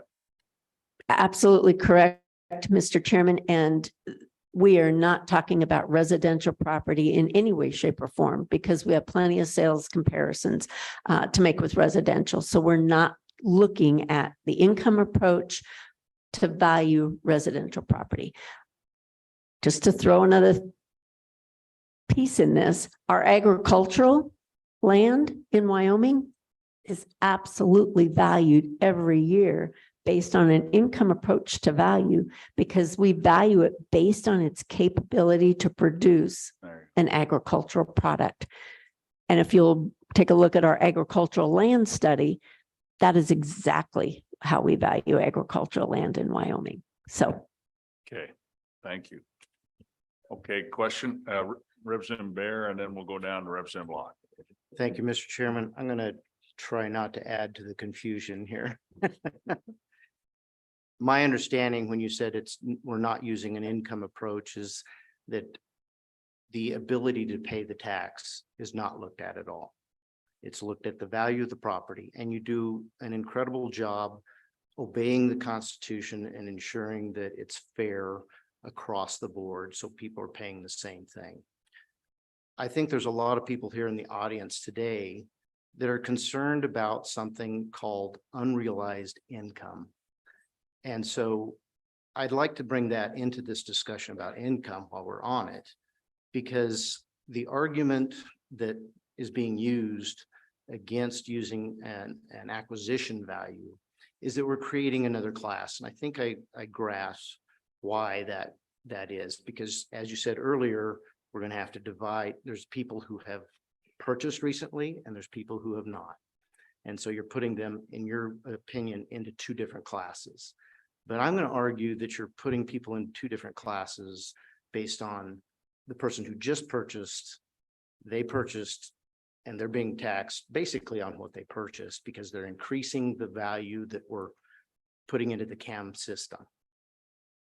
Whereas someone who's owned their land for a long period of time, their property taxes are now increasing based on this unrealized income.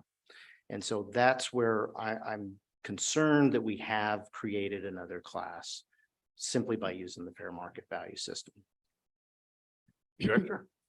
Mr. Chairman, so the only thing I would state is, the classes are the tiers. And so when we use that term class, it's industrial, commercial, Right. residential, ag. Basis of assessment, again, that's another piece of that. And so the only thing I would state, and you mentioned, we put a value into the CAMAS system. When we demonstrate the CAMAS system, you'll see that, no, we put characteristics, we put factual information within the CAMAS system, and then that is used to arrive at replacement costs new, what it would take to replace that structure, current building, material costs, current labor costs, those types of things. And then looking at sales to make any adjustments percentage wise. So the methodology is uniform, and whether you purchase the property or if you've had your property for 20 years, the computer assisted mass appraisal system will appraise those properties using the information for that property specific. And so I think if we can get to that point, maybe that'll help to clarify that in our presentation. Thank you, Mr. Chairman. Thank you, Director, Mr. Gill.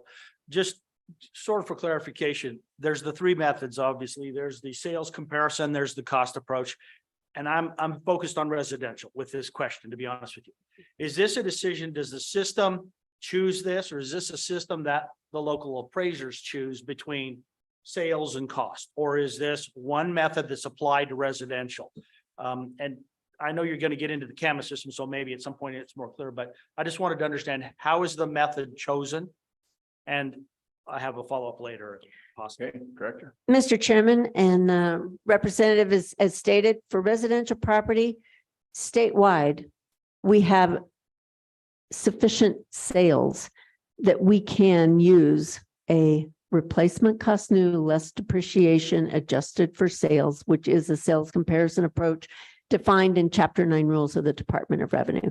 So we use specific characteristics to arrive at what it would take to replace the structure. We apply depreciation, replacement cost new, less depreciation. Then we use sales to determine what percentage above or below replacement cost new, less depreciation were buyers paying during the prior calendar year. And then we apply that percentage to replacement cost new, less depreciation. County assessors never look at prior year values on the assessment schedule and make an adjustment to that. We start from scratch every year. The only thing that comes forward is the characteristics of that property. On residential. Okay, I think you have a follow-up. Go ahead. Thank you, Mr. Chairman. So sales comparison is always included at the residential level. Is that accurate? That is correct, Mr. Chairman. And the State Board of Equalization does statistical analysis to ensure that the county assessors are following their requirements. Thank you. Kind of went through that in Natrona County a little bit. Okay, now are we finished up? Or are we just finishing up 11 at the bottom, or we finished that up? Yeah, Mr. Chairman, unless there's other questions on 11. On 11, okay, and we'll flip that over now. Okay, on to page 12. 12, So examples, just some picture examples for property subject to taxation in Wyoming. This page happens to be residential real property and personal property. So as you can see, the top three pictures are regular residential homes, and they're all real property. The bottom left, that is a mobile home that is still titled with a motor vehicle title. So that is considered personal property. And then you see that washer and dryer in this rental property, and that is also considered residential personal property, which is taxable in that case when it's a rental. Next page would be examples of agricultural property, real and personal. Real, you see the structures there, you see the land, and the personal property would be the tractor. On to the next page, commercial, industrial, real and personal, just some photographs. First two pictures are regular retail type stores that are commercial. The third picture being some type of industrial manufacturing, possibly plant. Down on the bottom, starting on the left, wind turbines are personal property. Then the next picture would be furniture and fixtures, maybe in an office or something like that. And that is personal property. There's taxable in the third picture being an oil well, and the equipment extracting the oil is considered personal property. Now I'm going to kind of go down the road, Mr. Chairman, if it's okay, about personal property. There's two types. We have tangible and intangible. You can read what it says there, but tangible being something basically that you can touch, and intangible being something else like money, like mortgages, like stocks.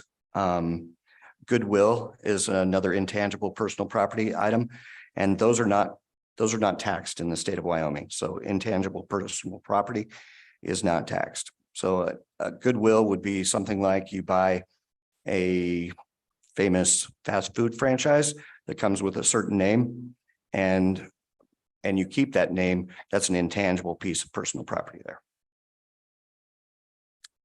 Examples of property subject to tax from the state assessment, Department of Revenue. You can see the pictures there. There's a airline, railroads, cell towers, electrical, and that is all centrally assessed or state assessed. Current levels of assessment. Right now, all minerals and mine products are valued and taxed on 100% of their value. So we're what we call a fractional state.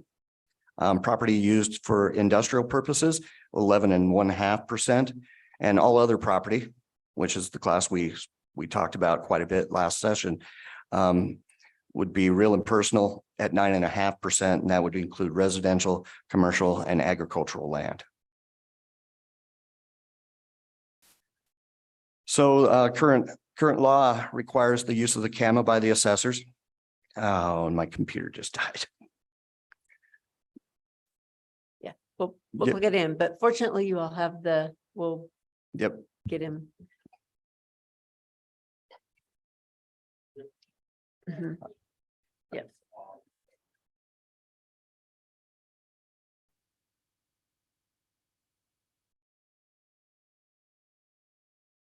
Mr. Chairman, it may take me a moment to log back into the state system.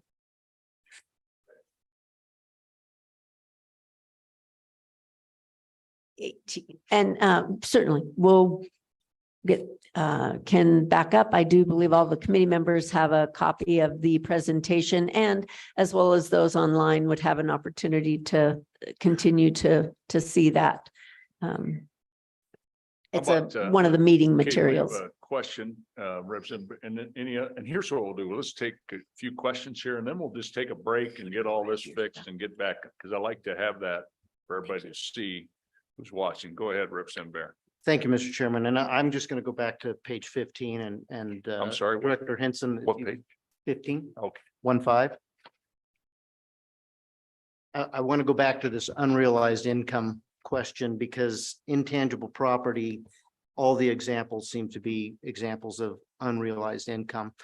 Can you tell me from your memory, do you recall why the legislature chose not to tax intangibles? Mr. Chairman, so it's for, let's just take the example of myself. So for property tax purposes, if I have $10 in my billfold or I own stock, those have been exempted by the legislature for property tax purposes. Certainly, if we had another type of tax, that would be a different situation. But for property tax purposes, if I own gold or silver or those, it's exempt from property tax. And it always has been, even as long as I've been around, it's always been exempt. But that does not, that's not the same as an income approach when you're appraising property. that's holding intangible property and just saying it's exempt. Okay, any follow-up to that? Representative Bear? I think your example of gold is a good example, because it is property. It is tangible, Right. but we consider it intangible because of the value is fluctuating, and we don't tax that. And Director. because our statute provides an exemption for in property tax. Right. So my question is, why did the legislature decide to make that exemption? I mean, I can guess, but Yeah. I would assume it's something along the lines of not wanting to tax unrealized income. Director, I think that's for your time, even. There are a few things, Mr. Chairman, before my time, but I mean that, yeah. in this language, quite honestly, you'll find this across all the states. Yeah, that is just not typically in property tax. It's not included as taxable. Okay, and I think Senator Hyde had a question. Thank you, Mr. Chairman, Director Henson. You mentioned gold and silver always not being taxed. Correct me if I'm wrong, but we passed the Wyoming Legal Tender Act in 2018. And I think that was the point where it eliminated taxing gold and silver. Thank you. It was added, Mr. Chairman, at that time to the list of intangible personal property for property taxation. Representative Locke. Thank you, Mr. Chairman. Thank you, Director, Mr. Gill. A question just related to kind of the CAMAS system, and I admit I'm a little bit residential property focused in this particular discussion. And you mentioned that the sales comparison component was critical to all residential property. So my question, and that seems relevant when you look at the definition of fair market value, which clearly defines a sales transaction. Okay, it's very clear on the definition itself. In this particular case, in the calculation, you've mentioned this a couple of times, but I see this as the replacement cost. Okay, so that's an interesting component of this. And the reason I ask that, and I hate to drag us back to the COVID event. So COVID event is a beautiful example of everybody's salaries and income dropping and replacement costs skyrocketing. What is the impact to the assessment based on that? Because replacement cost now becomes, most people couldn't replace their homes. A, they don't make enough. B, the replacement cost for materials, for example. So has there been an assessment? Does somebody have a grasp on that impact to the process itself versus, and I'm going to say it from this perspective, a real estate agent just says, hey, I just care what sold, right? This is different because this replacement cost component is in the CAMAS system. And I'd like to understand what the impact is and have we done an assessment that says this is how it's impacting the people in Wyoming? Yeah, that's an interesting, good question. I like the question, Mr. Chairman. So again, always going back to the fact that this is a property tax, okay? And so it's important in a property tax that we have characteristics listed accurately. It's important that we know the exact square footage. It's important that we know how many plumbing fixtures. It's important that we know whether it's, has vinyl siding or steel siding or it's masonry. All of those things are important in this property tax to arrive at replacement costs new. We then apply depreciation, and basically, as we all know on our homes, there's deferred maintenance. If I fail to maintain my home, then that value on the open market is affected because a buyer's going to say, okay, I'll offer you X amount of dollars, but all the trim is bare wood. I'm going to need to invest dollars to get it up to, take care of that deferred maintenance. So the assessor, the appraiser has to recognize there's some depreciation there. Would we value that home that has not been maintained similar to the home that has been maintained? No, because buyers aren't going to look at them the same. So assessors have to consider that. Now we look at the sale prices. and we take the sale price of a property that's sold compared to the replacement cost new less depreciation of the property that's sold and calculate a percent. Let's say that percent is 15%. That buyer paid 15% more than replacement cost new less depreciation. Now we do that for all other properties in our analysis, and we determine that on average, buyers were paying 12% more than replacement cost new less depreciation. Then we apply that 12% to all of those properties. So the methodology is exactly the same. We're using mass appraisal theory to determine what a knowledgeable buyer, knowledgeable seller, without undue stress, undue reasoning for what they agreed on the price, what they would sell for January 1 of each year with the same methodology. So to your point, it's really important in property taxation that those characteristics be accurate, and why it's important for the taxpayers to have that communication with the assessor. Thank you, Mr. Chairman, and thank you for that. And just really quick, so the number of sales in a neighborhood, for example, could significantly, let's say there's only a few sales.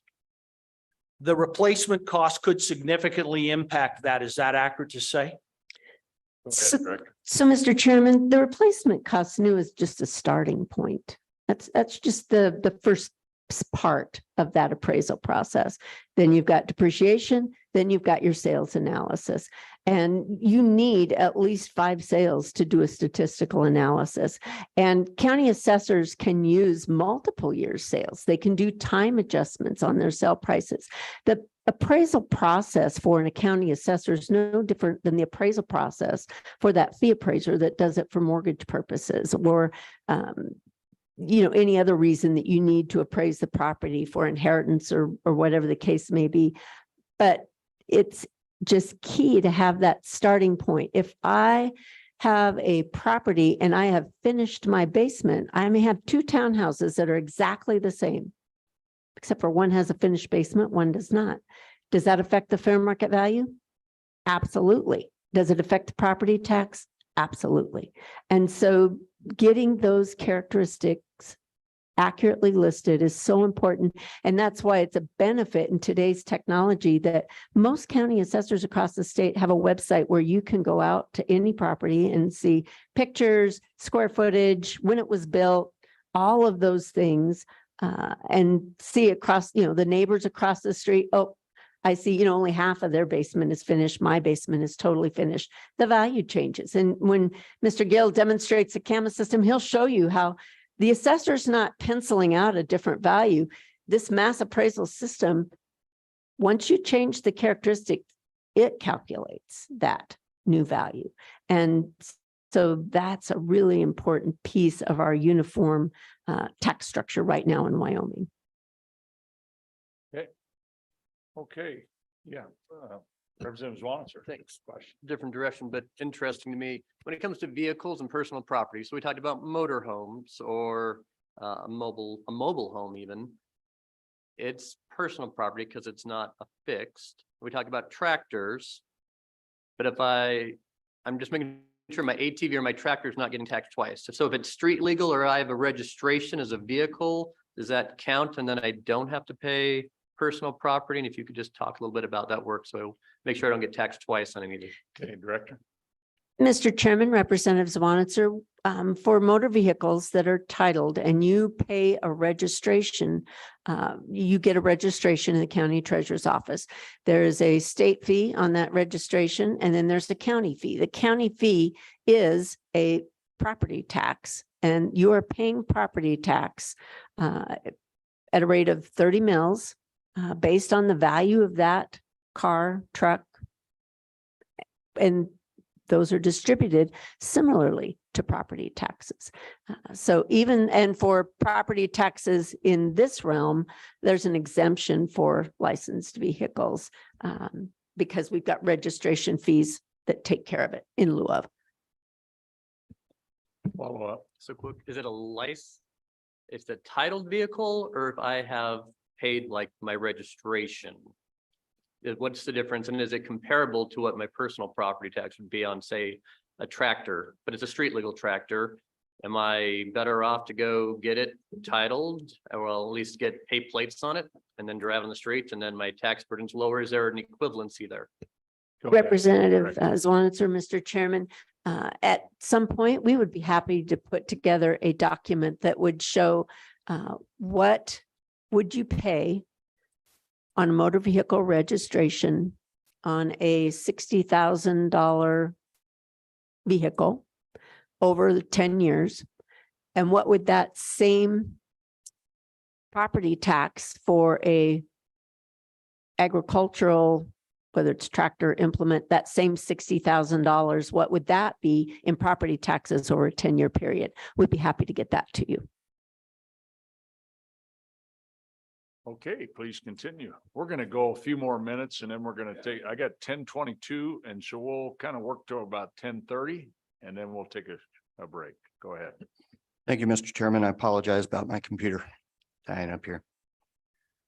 So when we left off, before the computer died, the current law requires the use of the CAMA by the assessors. Wyoming Statute 3911-102C, Romanet 15.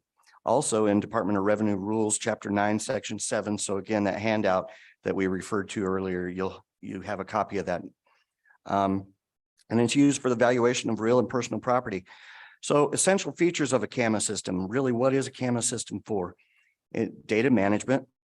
As you can imagine, some counties that are larger have a large amount of data, hundreds of thousands of lines of data within that system. And this CAMA system helps them organize that data.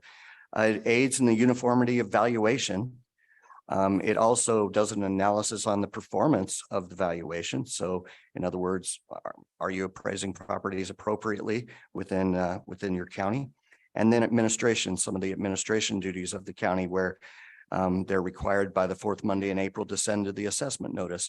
They're required in the third Monday in August to send the tax roll, et cetera, et cetera. There's many administrative functions that the assessor must do, and the CAMA system aids them in that.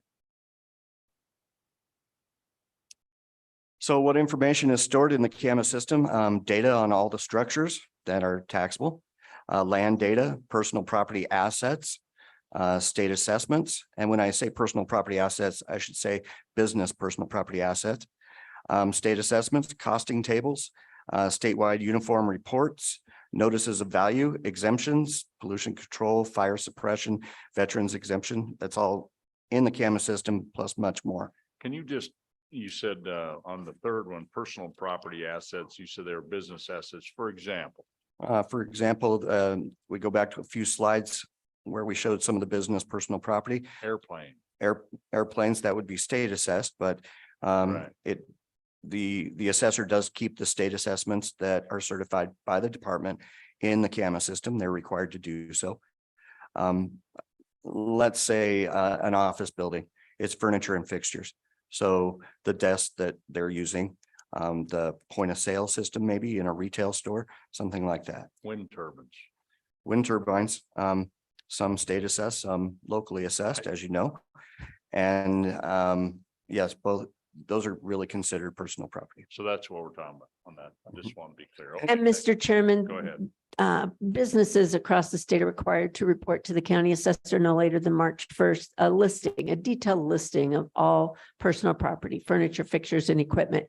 That information line by line is keyed into the CAMA system, and we're going to go over how they're valued then, once we get that acquisition value. And it's important to note that all of that information is held confidentially. It cannot be disclosed. The county assessor cannot disclose it to anyone. And so the only thing that happens is it's used. I report my personal property as a business. The assessor keys it in. The next year, the assessor sends that declaration out to the business. They draw a line through what they no longer have, and they add what they bought the last year on the bottom, and they send it back in. So that's just important about the confidentiality. The cost tables are loaded into the CAMA system on a regular basis. Currently, we're using Marshall & Swift or another company called CoreLogic. CoreLogic is the parent company of Marshall & Swift. As you can see, there's a lot of numbers on that page, and these books are very thick. All these tables are loaded into all CAMAS systems, usually in the fall, and they're updated yearly. So Director Henson stated earlier, the assessor is starting with a zero value every year, and that is true because there is new cost tables loaded into the system on a yearly basis. So they're really not looking at that previous value when they're valuing a property. So I brought up some typical valuation methods used on taxable property in Wyoming. Residential real property. We talked quite a bit about how we value residential property. It's based on the individual property characteristics, so it stands alone. In other words, you could have, and I always like to use this example, you could have a very large house next to a very small house. So the large house has 10 bedrooms, 8 bathrooms, fully finished basement, 8,000 square foot, very large home. And it's right next to a very simple 1 bathroom, 1 bedroom, no basement home that's maybe 1,000 square feet. The characteristics alone bring a value automatically to the table. So when we're doing a cost approach, that large house is going to be here, right? It's going to be valued at this with its replacement cost new less depreciation. The house that's less doesn't have the amenities, doesn't have the characteristics of this one, automatically is going to be here. So in the adjustment approach, when we're looking at sales within that neighborhood or that strata, we're going to equally apply that factor to both of these properties, right? And they're going to stay proportional because we're applying the same factor. So it keeps them in proportion to where they were at the original cost approach or the replacement cost new. Obviously, accuracy is key. Talking to the property owners, making sure that, you know, we don't have 4 bathrooms and we show 5, or the basement isn't finished or the basement is finished, that sort of thing. So accuracy is key, and communicating with those property owners is very, very important. So the 3 components, we have the current replacement cost new. We apply depreciation. That depreciation could be because of age, maybe deferred maintenance, condition, other factors for that depreciation. We add the land value back in, and then we uniformly adjust that for sales in each strata. So that's a basic typical overview of a residential property valuation.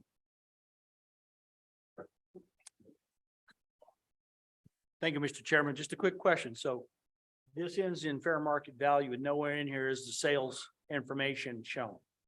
So is this a pre-baselining function that exists before the sales market is included? Because this calculation doesn't talk about sales. Right. So the very last, Go I'm ahead. sorry, Mr. Chairman, Yeah, excuse me, make sure sorry. Thank you. The very last line there in the components, then it's uniformly adjusted for sales. So it's just like my example of the very large house and the very small house right next door to one another. That replacement cost new less depreciation is calculated. Automatically, that much larger home is going to have a higher replacement cost new less depreciation than the smaller home. And then we'll look to the sales within that area and see where folks are paying above or below that replacement cost new less depreciation. The sales part, to answer your question, is number 4 there, that 4th dot. Right, where it says uniformly adjust for sales, is that the answer? Yes, That's Mr. the- Chairman, that is correct. And you said in that strata, so it's not statewide sales, it's sales. And I know there's been in my community some argument over that, and you look at kind of where those lines are drawn. And what goes into that? And I know assessors can probably tell us that more of anything, but. Yes, Mr. Chairman, obviously, I think the assessors could probably speak to that Yeah, better. so than- I'll back off on that for Okay. a while till we get, okay, we'll have time to answer.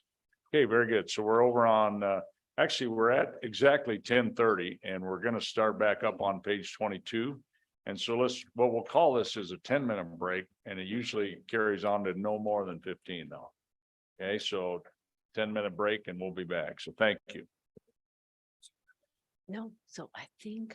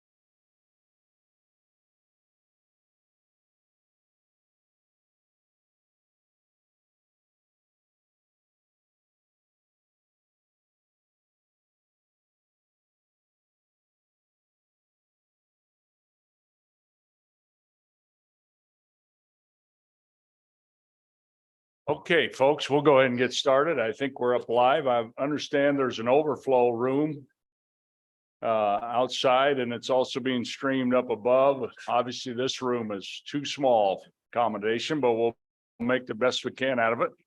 And but we appreciate the folks here at Sheridan College, their work, and they're ready so people can at least see it and be a part of that. Okay, so we're going to get started now. We're back on page 22 of Property Tax 101. So please continue, Mr. Gill, Director. Mr. Chairman, if I may, before we get started on the presentation, I did want to turn to a question that was posed earlier related to where do we find full value? We've Okay. got it in the Constitution that it states that property shall be valued at full value as defined by the legislature. So we don't actually find the term full, but what we do find is in 3913-103B, and it is the basis of tax, and it's B Romanet II. All taxable property shall be annually valued at its fair market value. So that is where in Title 39, we define what the basis of tax shall be. So thank you, Mr. Chairman. Okay. 3913-103B Roman at II. Romanet II. Okay. Okay, thank you. We are on page 22. Please continue. Thank you, Mr. Chairman. So the last slide, we talked about residential property and one of the typical ways that it's valued here in Wyoming. The next slide is commercial property. So as stated earlier by the director, much of the commercial property across Wyoming is valued using a cost approach to value.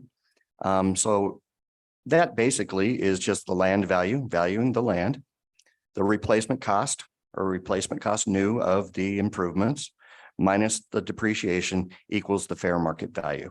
So that's cost approach simply broken down as simply as it could be. Now let's talk about commercial business personal property. Currently, we're using a trended cost approach. Basically, it starts with the historical installed cost. It is trended and then depreciated. It is trended to today's current dollars and then depreciated. Once the reported costs have been trended, an estimate, RCN, is derived and an estimate of the total loss in value is made, which is the result of all forms of depreciation, physical, functional, and economic on the subject property. The resulting value is determined to be the subject's personal property value. And I have an example on the next page, Mr. Chairman. This is a piece of personal property, a tractor that was purchased in 2013 for $14,369. Its life expectancy of that tractor is 10 years. So you'll notice here, we take the 14,369 times the trending factor, and we'll find those on the next page, equals 20,450. So we've trended that dollar from 2013 up to 2023. Then we take the new trended amount times the amount that is still useful of the tractor, the depreciation factor, and we get a value of $4,295. We take that $4,295 times 9.5. That's our assessment level that we talked about earlier. So the assessed value of that is now $408.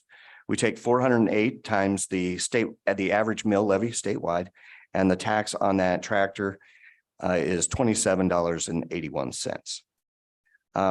And then I give you a definition at the bottom of the page of what the trending factor is. It's a figure representing the increase in selling price over a period of time. I think the second sentence is most important. Trending accounts for the relative difference in the value of a dollar between two periods. So an inflationary rate maybe would be the same type of thing. Going on to the next page, those are the trending factors. We have a question, Senator French. Of course, Mr. Chairman. Thank you, Mr. Chairman. As a person that owns tractors, I wish mine were just 10 years old, that have been how does this formula work on tractors that are 50 years old?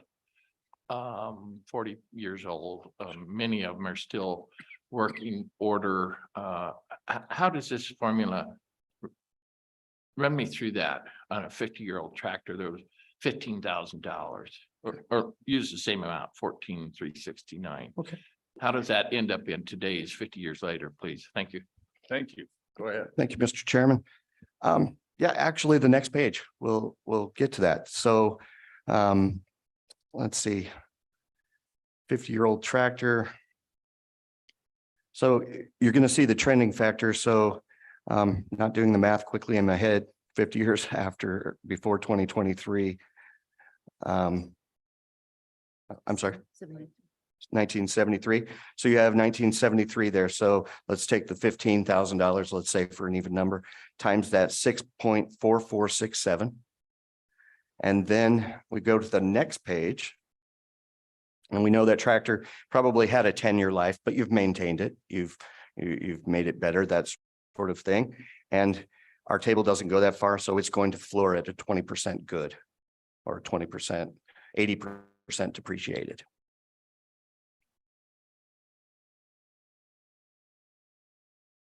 Follow up. Go ahead, Senator. Thank you, Mr. Chairman.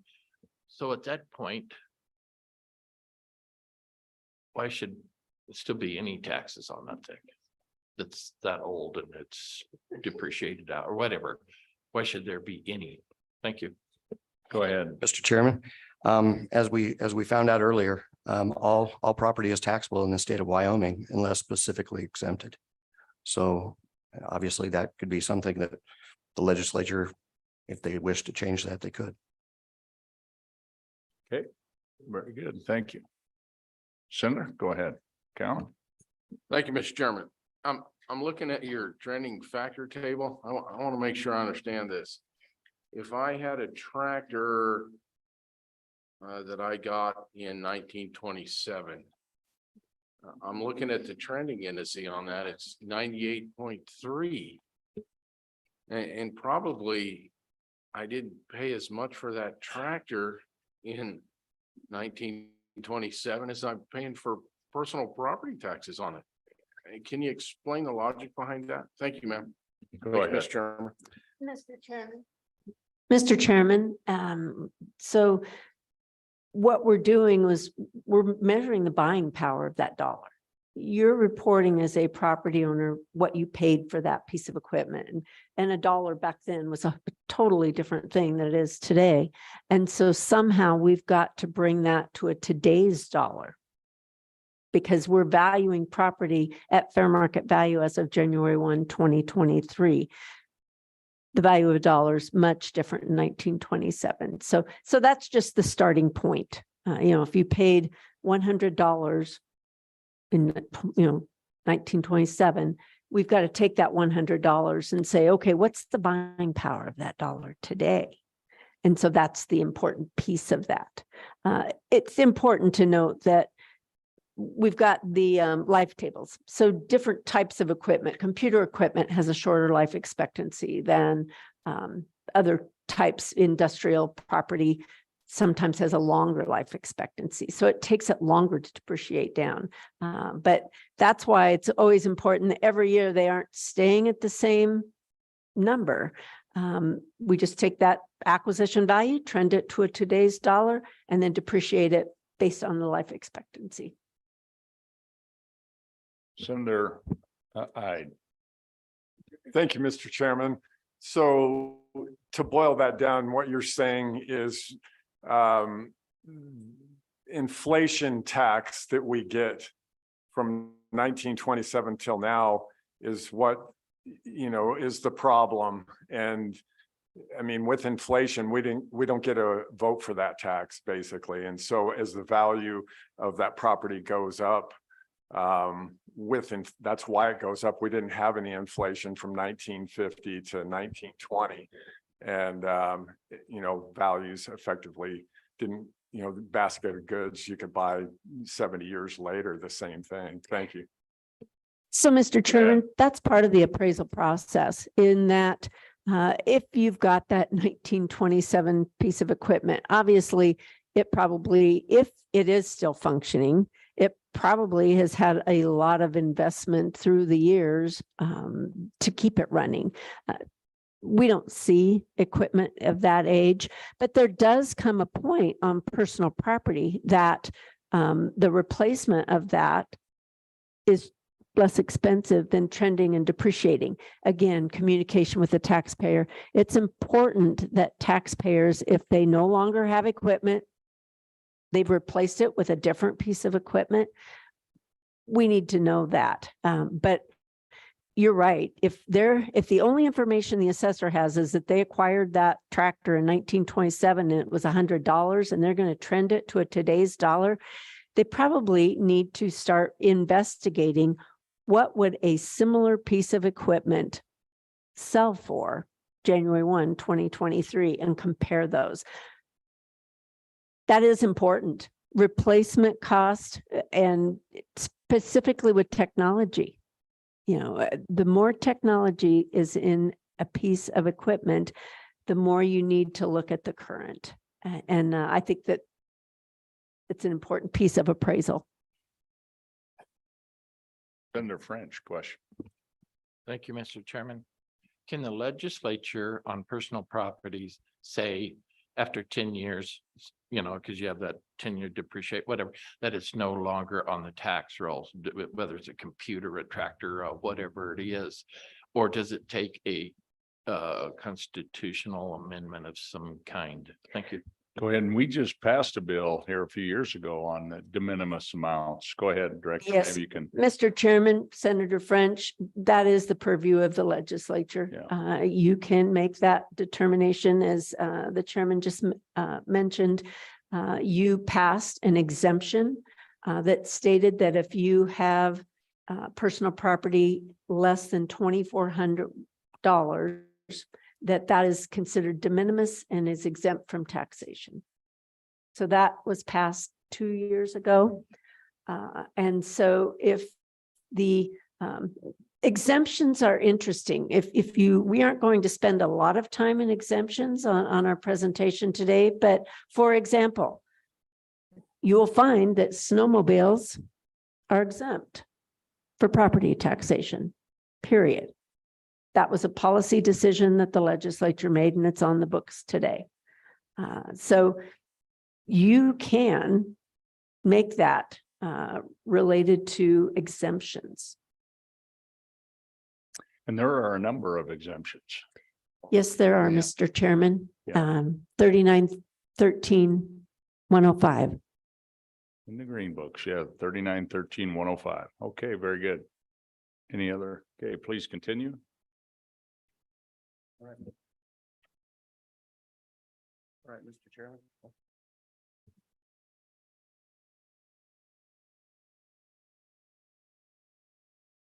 Okay, let's switch mics there. I see a flashing light, so it probably needs charged up. Looks like we got help on the way, but we'll just switch. Thank you. Thank you, Mr. Chairman. So we're going to go on here. I've created a table here of the different personal property amounts, the assessed value across the state, and you can look at your county. I've broken it down into residential personal property, and we've discussed that already. That would be things like mobile homes, appliances and rentals, things like that. Commercial personal property, we've talked about that, and industrial personal property, and then the total per county.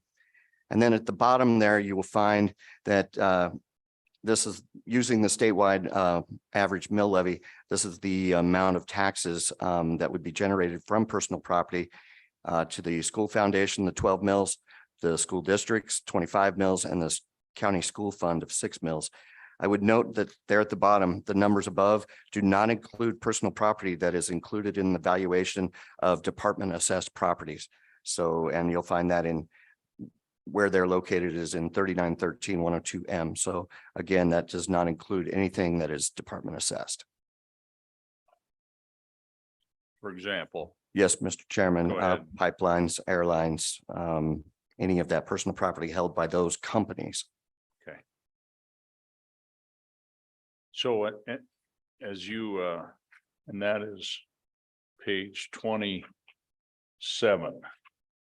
27, yeah, just so everybody's with us on the same spot. So most of the personal property, just looking at your chart, the vast majority is attributable to industrial personal property. And those examples, again, maybe give us common Wyoming examples, would be. For the industrial personal property, that would be your wind turbines, your oil field equipment, drilling rigs. I'm thinking of distribution warehouses, the conveyors, things like that.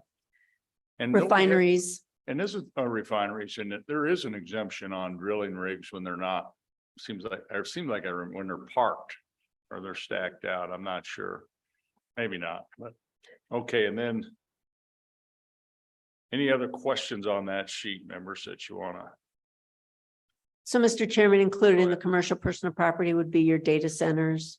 Okay. Those types.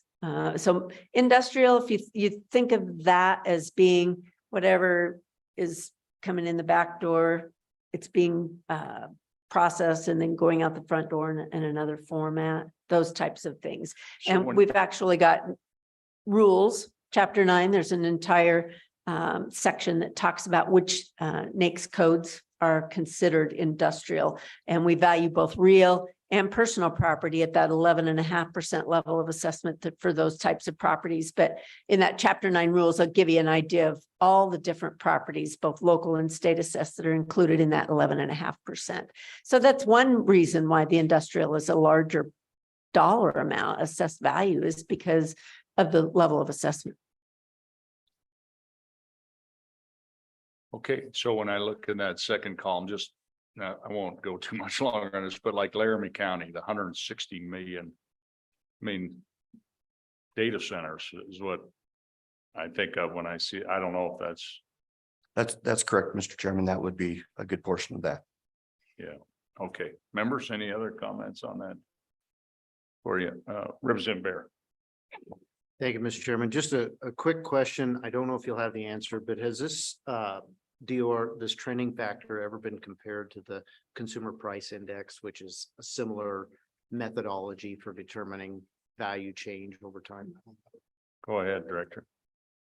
Mr. Chairman, Representative, I'm not familiar with any analysis like that. Okay, so now we're on page 28. All right, Mr. Chairman, this is a chart that I got from CoreLogic Incorporated. It's a 2021, but the data has carried forward pretty well. It states ranked by median effective commercial property tax rate. Highlighted states have little or no tangible personal property taxation. So you'll see there's, I think, 11 there that do not tax personal property, business personal property, or very little business personal property. In my research, it finds when it says have little, that is the state assessed personal property that they still tax in some of those states. You'll see Wyoming is at the very bottom for commercial. I will note that the highlighted states do not tax or have very little tax on personal property, but they all have a corporate income tax, except for South Dakota and Ohio, but Ohio has a gross receipts tax.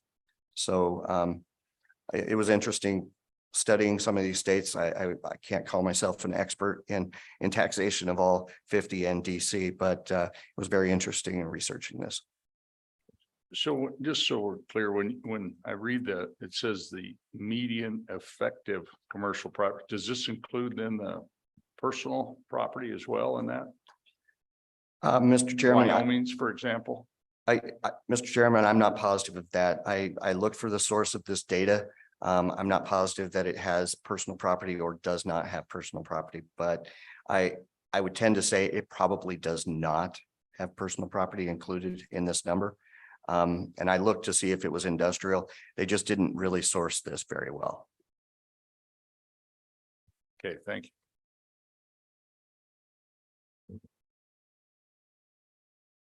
I guess the last thing, so that everybody is really taxing personal property except for those 8 states. Is that, I believe there's 11, There are Mr. 11. Chairman, but 8 of them are not taxing personal property. 3 have little personal property. And from my research, it looks to be the personal property that's centrally assessed or state assessed that is taxable in those other 3. okay, I just wanted to, okay, thank you. Any questions, members? Okay, I think we're moving on. Thank you, Mr. Chairman. Typical valuation, we're still on that. So we went down the road of personal property, land valuation. So I like to say all dirt is not equal. Many things that the appraiser must consider when they're valuing land. The size of the land, is it raw land or does it have infrastructure? Does it have electric and sewer and water? Is it buildable? Is it on a side of a cliff or is it a nice flat area where you could put a large data center and plenty of parking or a distribution center or something like that? Is it platted? Is it platted in a subdivision and have certain rights that non-platted land may not have? What is its zoning? Residential, commercial, industrial. What is the use of that land and what is the use going to be? The appraiser must consider that and more as they're valuing land. So, and I didn't break down any calculations because land can be valued in very many different ways. They can look at an allocation, look at improved sales and allocate or estimate how much of that in total sale was land. They could take a sales price of a property, subtract out the improvement value, come up with a residual land value or an abstraction method. And of course, sales comparison could be a way to look at land. And Mr. Chairman, so I didn't break that down any further, but just some things for the appraiser to consider when they value land.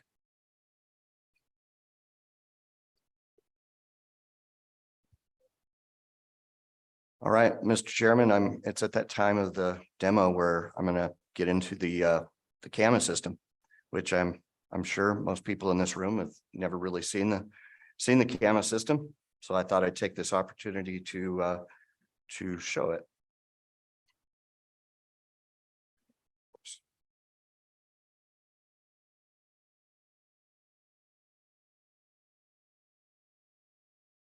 All right, Mr. Chairman, it's on the screen there.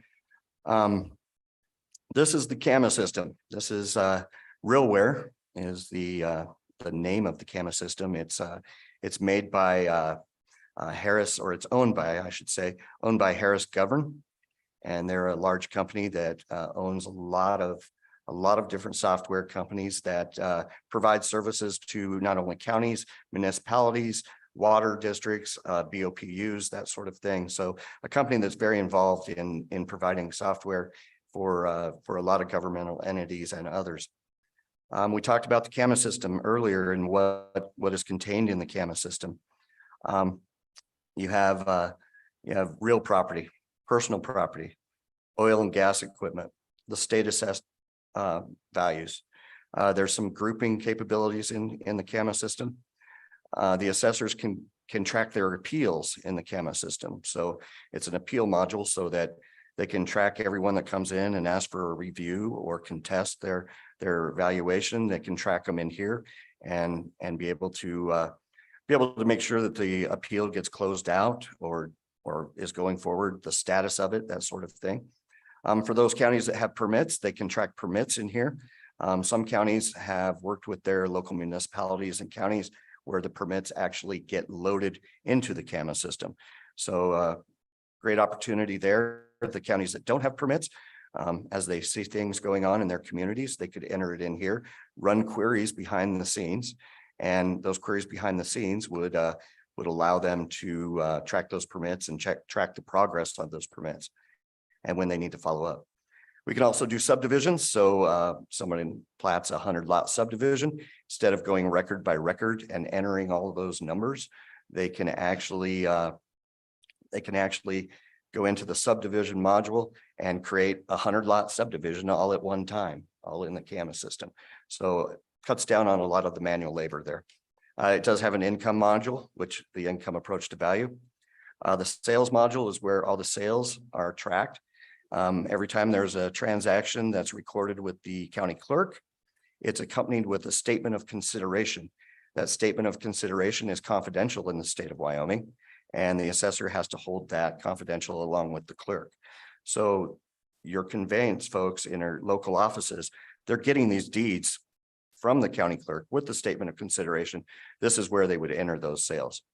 There's some analysis where we can run different land models, auto comp models, things like that. Applications, this system is can take applications. So think about veterans applying for the veterans exemption on a yearly basis. This could be used in this module. Agricultural applications, that sort of thing can be housed in this system. There's admin functionality being where, let's say, for instance, a special district dissolved. They're no longer a special district, special improvement district. They went away, they dissolved, they went through the steps. Now we need to move those properties back to the district where they should be on the next layer down. So they could do that in the admin module.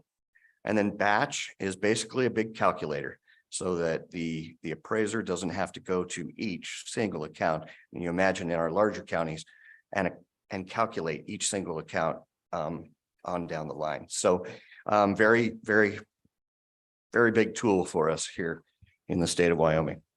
Let me get an account number here. Yeah, here it is.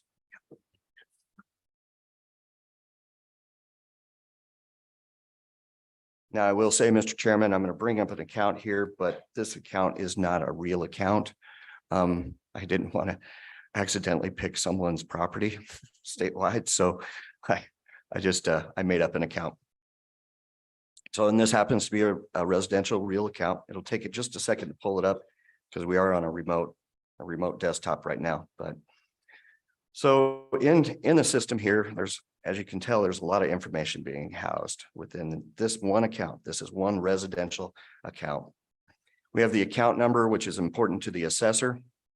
We have the parcel number, which is very important to our GIS mapping.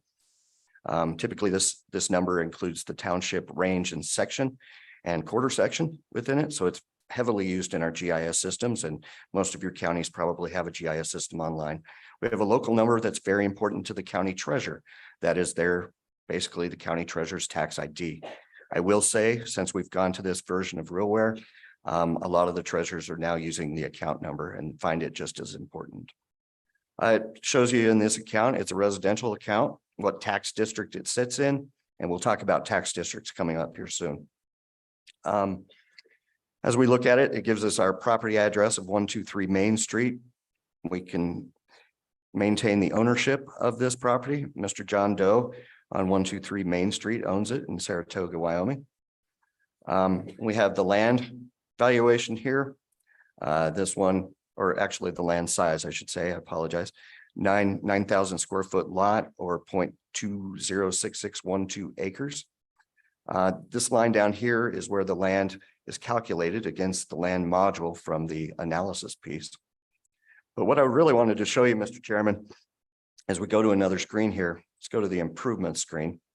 Unfortunately, this does store pictures and sketches of the house, but I could not get them to load on our test server. So I can't show you a picture of the house. But in this improvement, we show here, it's a 1,500 square foot residential property type. It's of average quality, average condition. No adjustments are being made for obsolescence or accelerated depreciation, that sort of thing.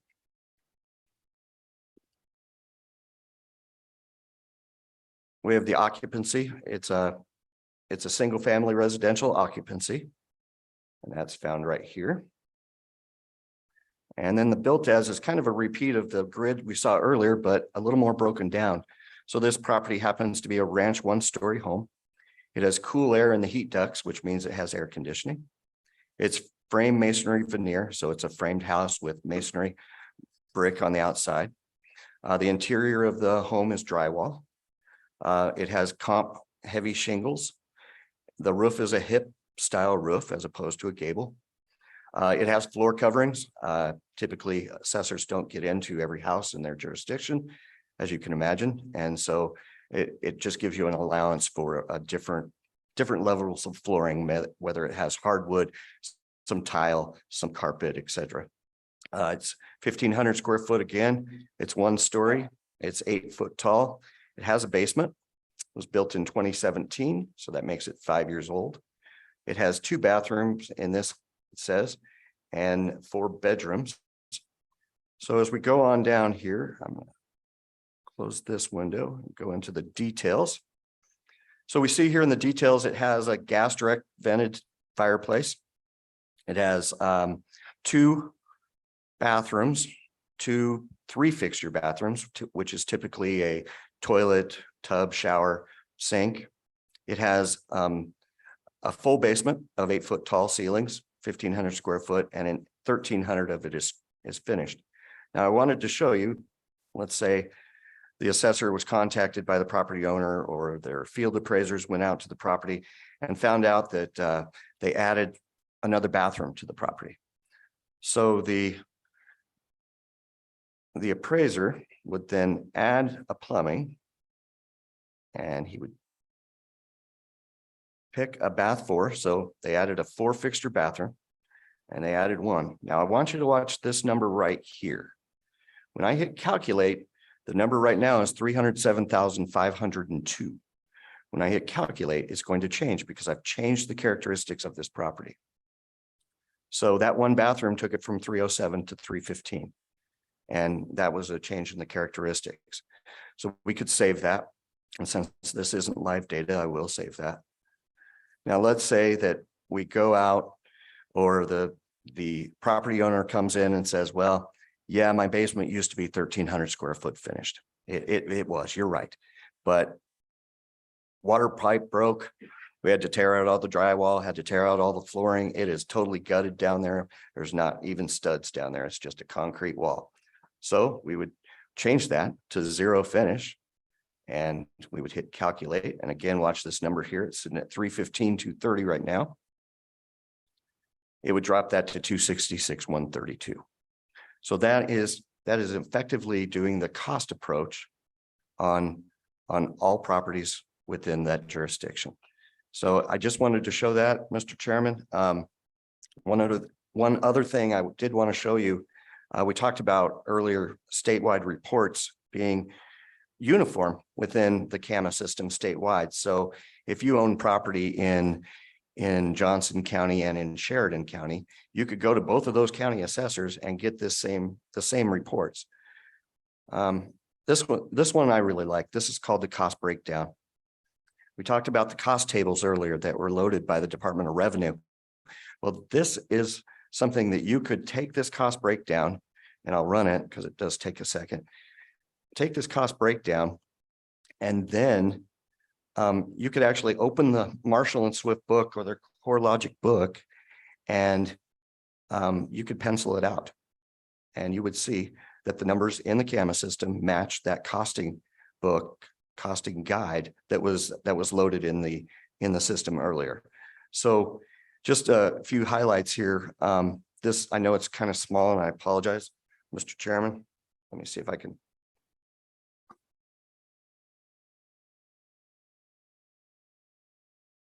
Zooming in a little bit there, but this number here is the unadjusted base cost per square foot for this style of property. Then there's a multiplier that is for our region, which is Western region.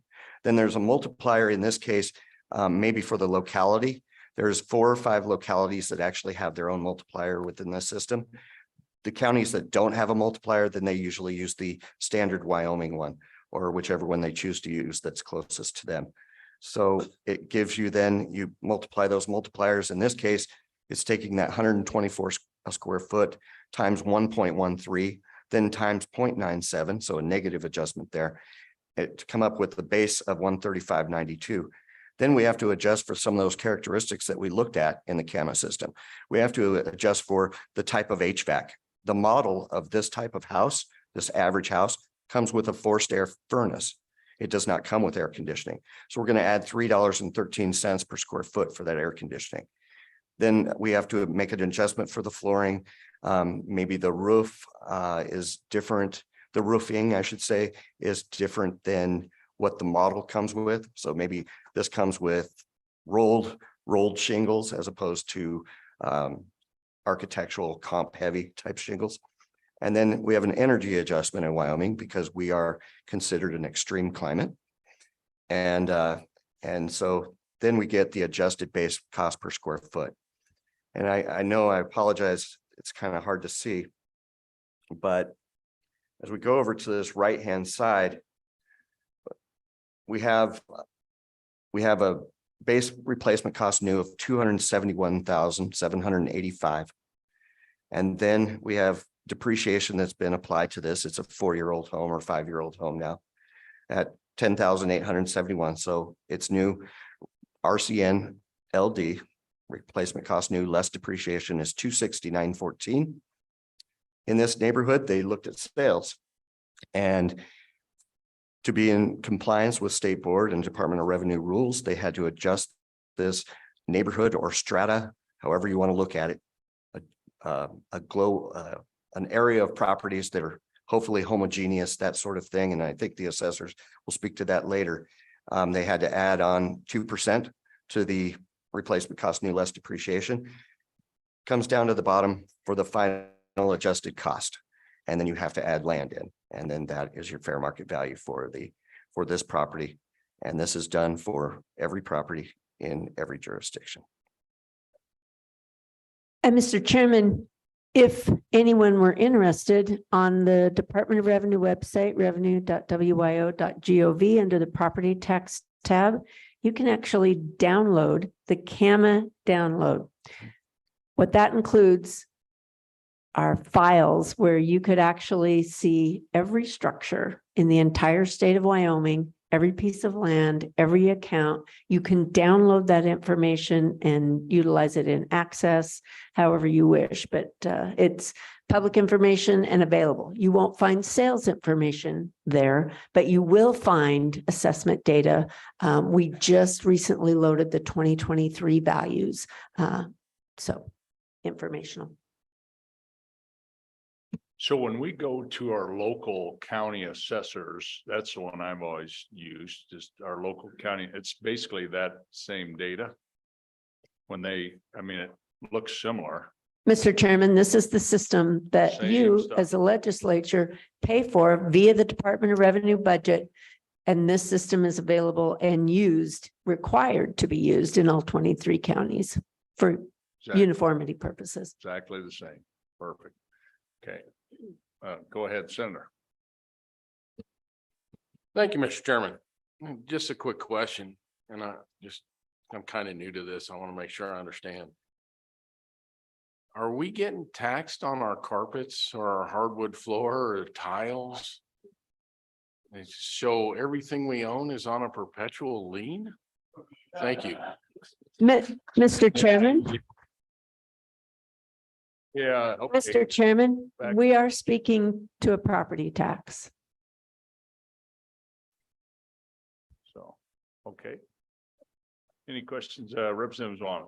Thanks. Couple questions. So the CAMAS system is not available for public use. I can go download all the files and try to do my own math, but I can't investigate if I add a new bathroom to my house, what my taxation value would go up. I guess my overall question is, how do I fight my tax assessment? I mean, I can say, well, they said it was opulent, or they said it was deteriorated, or I'm in the wrong strata neighborhood, but everything else is just mathematical. I mean, that's ultimately, how do I fight against a computer system if I think my taxes are wrong? I'm probably asking the wrong people, but what would be the subjective areas that if people think their taxes are too high, they can go, ask for a reconsideration on? Go ahead, Director. Mr. Chairman, we'll talk a little bit about the appeal process, but to your point, if I'm a property owner, anything and everything that you considered when you looked at that assessment schedule and thought it was wrong, I would bring that to your local county assessor. We are doing mass appraisal. So we've talked about replacement cost new, less depreciation adjusted for sales. the fact that directly across the street is a home that has been neglected. Perhaps weeds have grown, the property is falling in. That surrounding property is what's considered obsolescence. It's going to impact your property value. Mass appraisal does not adjust for that well.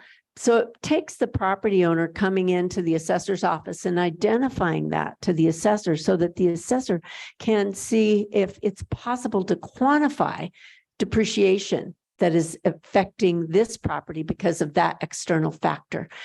So I would just, if I were a property owner and I thought that value was too high, anything I considered, I would bring to that assessor. The factual items such as square footage, those types of things, that's always the starting point. And honestly, I would wish, everyone was perfect, but we fat finger things sometimes. We key in a 6 when it should have been a 3. And with the massive amount of information that county assessors are gathering on a daily basis, that's easy enough to do. So it really is a good thing for an assessor to have that meeting with a property owner. Anytime that property owner is willing to come in, take a few minutes to verify characteristics, it benefits everyone.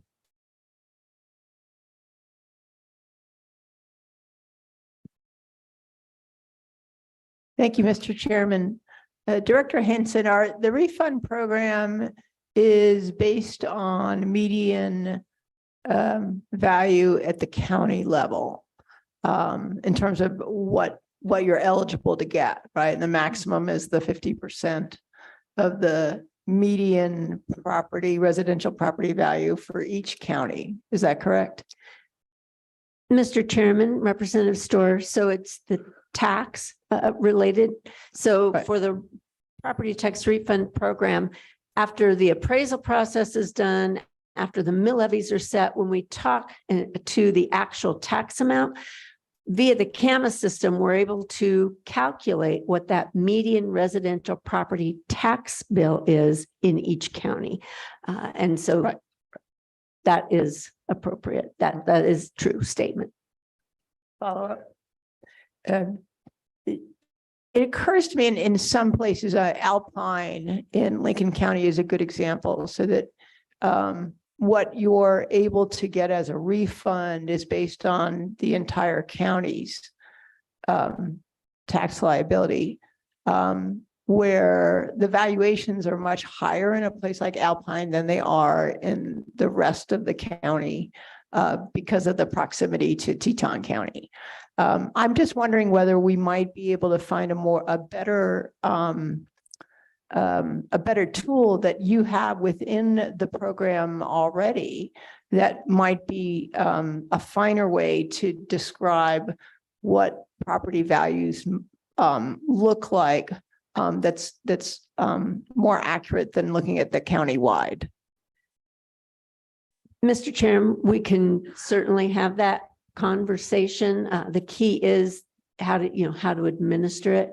So just for everyone, median, that just means that we took every residential improved property that has a house on it, and we went from the lowest tax bill to the highest tax bill, and median is the midpoint. So it isn't that it's an average, a mean average. We're just picking the midpoint. So half of the properties had a property tax bill that were lower than this dollar amount.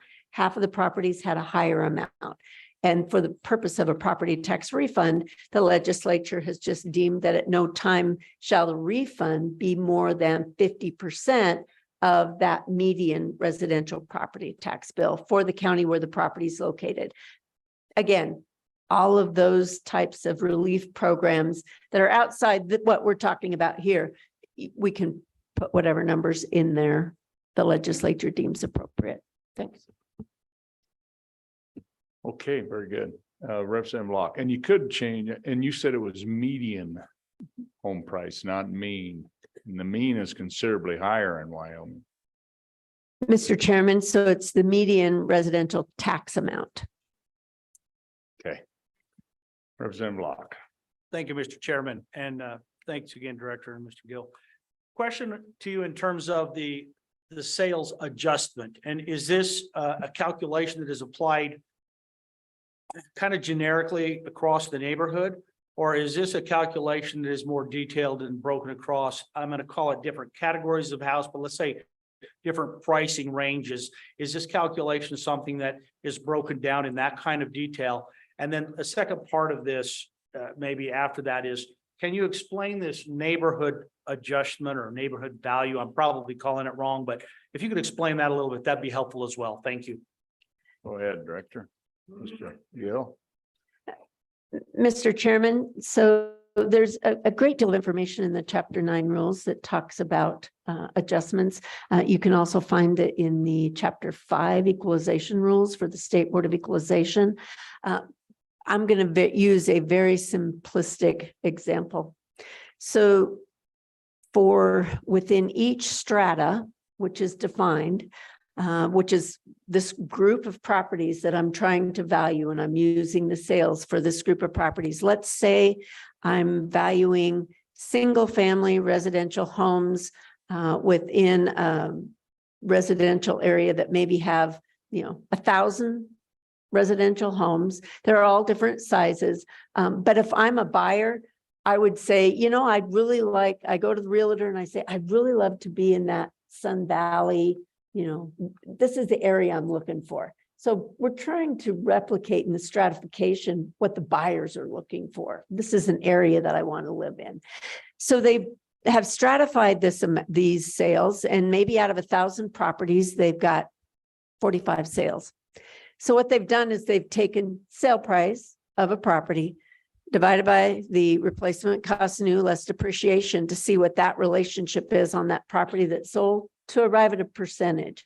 And I've done that on the 45 properties that sold. And on average, it looks like it's about 10%. And so if I run my statistical analysis without any market adjustment, and my median ratio is, let's say, 82%, on all of those 45 properties that sold, my median ratio, again, that midpoint, is 82%. Well, that's not fair market value. I need that median point to be for that strata between 90 and 110. So I need to put an adjustment on that. So perhaps I put a 15% market adjustment on all of the residential structures. They all move up. And now my median residential ratio is at 96. Now I'm in compliance with the state board requirements and the Department of Revenue requirements. So that's where the analysis piece comes in. But I've had to put, let's say, 15% on all those properties. If they're older, that value is already accounted for in that replacement cost new less depreciation. If they're larger, my base number is already including that. So by applying 15% to the replacement cost new less depreciation, I'm consistently making sure I'm considering what characteristics those properties have to offer the buying public. I hope that helped. Okay, please continue. There's further questions, or I don't see any. Okay, Representative Bear. Thank you, Mr. Chairman. I have two questions, but I'll just go one at a time. So first question is, when somebody challenges their assessment, is the Department of Revenue or the Board of Equalization tracking the success rate of taxpayers who are challenging their assessment? And if so, what is that number?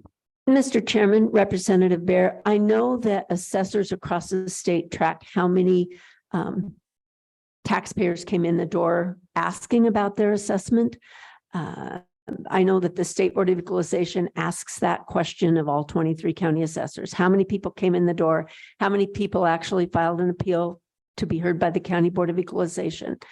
So I know that generally they are being tracked. I'll honestly tell you that many property owners take that opportunity to go in, just make sure everything's listed right.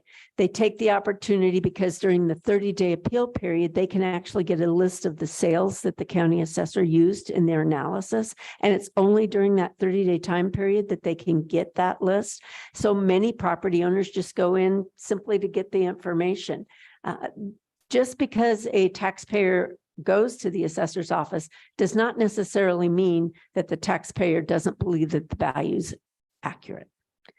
But I think that becomes, they go in and they sign up for the veterans exemption. They want to make sure that their value is based on accurate information. So they take a couple more minutes and get the information. Okay, go ahead. Second question. So my question was specifically about appeals, so, or not appeals, but actually challenging of the assessment, which Right. could lead to an appeal. So if there's any way we could get that number, I don't know if it's Department of Revenue or the Board of Equalization that we would need to search for that number, but I'd like to know, is it a successful endeavor to check? Mr. Chairman, the Board of Equalization asks the question. We can see if they can compile a report. I know we've done that historically, just as a state, just the assessors. Typically, they can even, kind of do a survey. Perhaps the president of the association could ask the other assessors how many people came in and just questioned their assessment, how many people actually requested a hearing before the County Board of Equalization. And many of those hearings are going on as we speak. This is the time period when those are happening. You had your follow up? Second Second question. question. Yeah, thank you, Mr. Chairman. The CAMAS system, very complicated, very helpful to, this complicated system of taxation. My question is, if the legislature determined that acquisition value was how we would define full value, it seems to me like that'd be a much simpler method. So would we need to purchase a whole new system? What would the cost of looking at that be? Director? So, Mr. Chairman, for the properties that sold, perhaps, we still have to value everything else. We need to determine, and this will obviously need to, hopefully will be addressed in the study when we get it back. What do you do? Are we only talking about residential? Because we've got industrial, commercial, personal, we've got a lot of other properties that we need to value. What do we do with those outbuildings? If you've got a residential property and they've got, 5 pole barns, are those also included? At what point do we just use the acquisition value? There's just a lot of different questions related to that.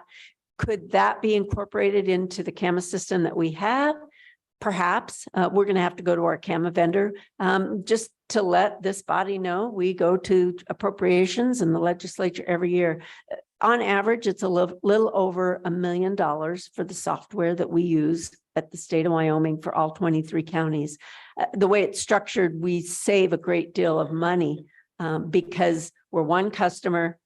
We get the downloads, we get the software updates, and then the Department of Revenue pushes that out. One thing that you will hear in the next biennium is right now we have it distributed in that every county has their own server, their own hardware, their servers. We're looking to go to a cloud-based environment. So we aren't having to replace servers and those types of things. So we are going to be asking for funding for that. But if you can imagine going out to a software vendor and having 23 different contracts, it would be much more costly than the way we've done it in Wyoming. And we're very envied by other states in how we administer the CAMAS system. Okay. Any further questions? Okay. Continue on, I think. All right, thank you, When- Mr. Chairman. Let me just ask a question of Representative Bears. When is that study? I can't remember the bill, the study on acquisition value. There's just one state. Is that still correct? Is California as acquisition value? But when is that study going to be available for us? Mr. Chairman, the contract requires the study be to us no later than August 18th, Okay. and we will have it reported So- to you no later than September 1. Perfect. Okay, thank you. Okay, please continue. Thank you, Mr. Chairman. Going into the tax rate now, mill levies. So a mill is literally $1 per 1,000 of assessed value. Example, a municipality can levy up to 8 mills. So if you took 33,250 assessed value multiplied by 8 mills, it would be $266 that's going to that municipality from that property. And some of the services provided by municipalities that we all know, streets, sidewalks, police, fire, safety, welfare of the community, sewer, water, et cetera. I would invite you now to look at this handout here. It is from the State Board of Equalization. It's titled Mill Levy Information 2022, State Levies Lines 101 through 110. So, and it also is online.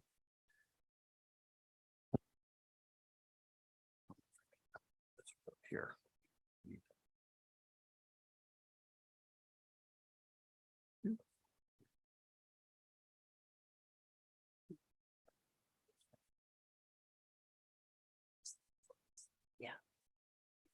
Okay, in the tax year 2022, 23 counties, 608 taxing authorities, and 597 tax districts in the state of Wyoming.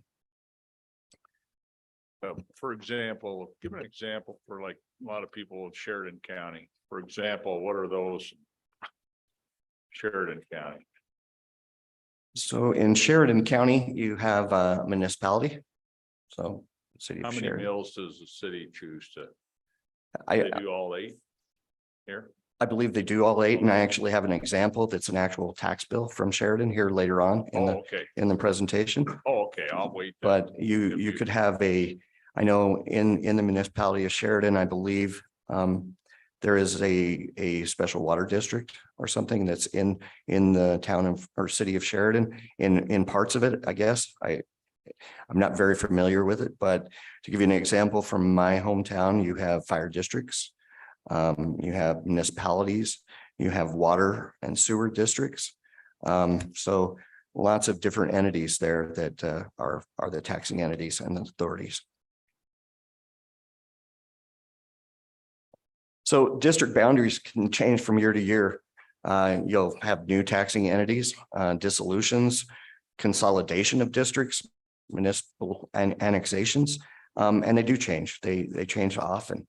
And the Department of Revenue does track that. Those entities are required to be in compliance with the Department of Revenue rules in order to levy on each given year. So we get reports on a regular basis of consolidation or annexations by a municipality.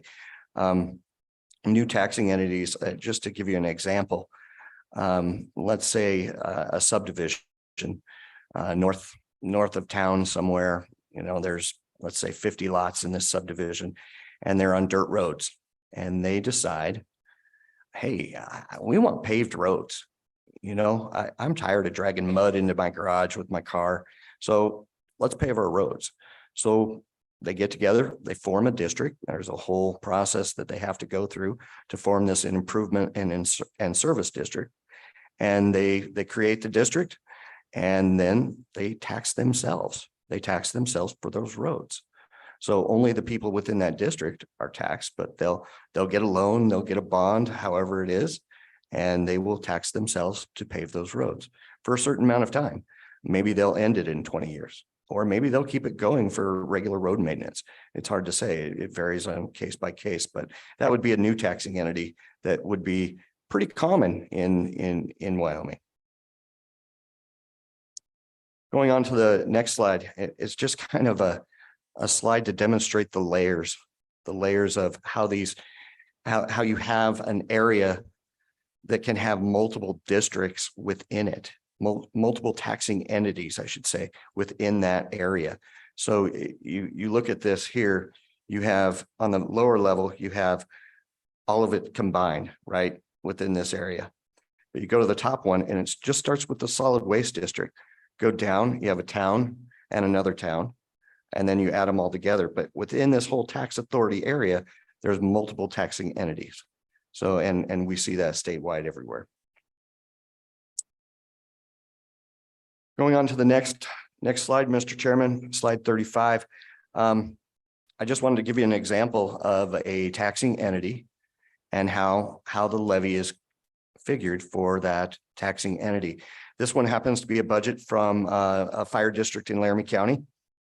So if you'll notice where I've circled it in red there, the fire district requires 1.7 million to provide the services that they provide to their area. So we know, and I don't show the calculation here, but in this case, the assessed value of that district, of that fire district, is $551,150,418. So we take the request of their budget, or that's required to provide the services that they provide, divided by the assessed value of that boundary, and it comes out to 3.13 mils. So they require 3.13 mils. But in this case, Wyoming statute 359203B, fire protection districts are limited to 3 mils. So this fire district will only receive 1,653,451 from their levy. Going on, just a list that the Senator French, sorry. If I might, thank you, Mr. Chairman. Does anybody here have an answer for, when I was county commissioner, every August, I believe it was, we set the mills. And our constituents on different districts were really coming after us that this district has way too much money in reserves, 5 years worth, 10 years, in some cases, a lot. And they were asking us to lower their mills. And so we thought about it, but we had our county attorney talk to the attorney general for the state. And they said, you have no say in this as county commissioner. You have no say whatsoever. You will rubber stamp those. So why is that? Does anybody have an answer to that? That the county commissioners who must by law set these mills, but yet you have no say in it. And that was really frustrating to everybody involved. Thank you.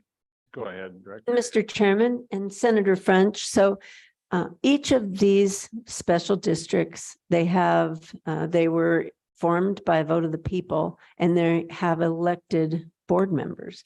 And they go through their own public hearing process for a draft budget. As you know, the statute requires all of the special districts to provide their budget to the county. The county has to post it on the county's website so that the public has an opportunity to look at it. And then each one of those entities passes a final budget amount. So then comes the responsibility of the county commissioners. The commissioners are basically looking at that budget request and determining whether the mill levy that has been calculated for that will basically, in the end, once that mill levy is applied to all the properties within the boundaries of that district, will result in them getting X dollars, which is in their budget. Your responsibility is to ensure that it's compliant with law. So just as Mr. Gill has indicated, if the county commissioners, if the fire district wanted 3.13 mils, the county commissioner's responsibility is to say, by statute, you only can levy 3 by statute. And so that's why that piece of paper is important. So you have, as county commissioners, you can say, even if they want 3.13 mils, if the law only provides 3 as a max, you can make that statement. What you can't do is, let's say they want 3.13 mils and it calculates out to be 2.53. It's just that dynamics of, we think, the commissioner is saying 3 mils is the max the statute will give. You can get $1.6 million. But we think as county commissioners, you have too much money in reserves. So we're only going to approve 2 mils. So that's where that came out. Mr. Chairman. Senator, follow up. Thank you, Mr. Chairman. But that didn't seem to be the case. If they were allowed 3 mils, and yeah, the law changed to where they had to post it on the commissioner's website or whatever. That was, I can't remember. It's been years since I was commissioner. But at the time, we tried that, and the attorney general said, no, if they can get 3 mils, you will do the 3 mills. So unless I'm missing something here. Thank you. Go ahead, Director. Mr. Chairman, they should be providing a budget amount in their budget. Their budget is a dollar amount. It may calculate out to the 3 mills once they have done the calculation that Mr. Gill just showed. But Follow up again. Well, Well, I get that. Thank you, Mr. Chairman. I get that. But they can structure their budget so it fits the 3 mills. Maybe it's all kinds of unnecessary savings, as a county, we always tried to have 6 months to a year of reserves in case some disaster happened. But these, in our case, was way beyond that, but that was a part of their budget and we didn't have any say. So, thank you. And perhaps that's a discussion for another time, Mr. Chairman, and I'd be interested in Jeremiah and the Commissioners Association being included in that discussion as far as case law. Okay, thank you. Okay, any other? Okay, we're gonna keep moving. Go ahead. Thank you, Mr. Chairman. So just a list from our department of the different taxing entities in the state of Wyoming, and you can kind of look down the list. DDA stands for Downtown Development Authority. So not everybody has a DDA. There's only 4 within the state. But you have your cities and towns, now 8 community colleges, 2 resorts, 48 school districts, 9 senior citizens, and so on, Mr. Chairman.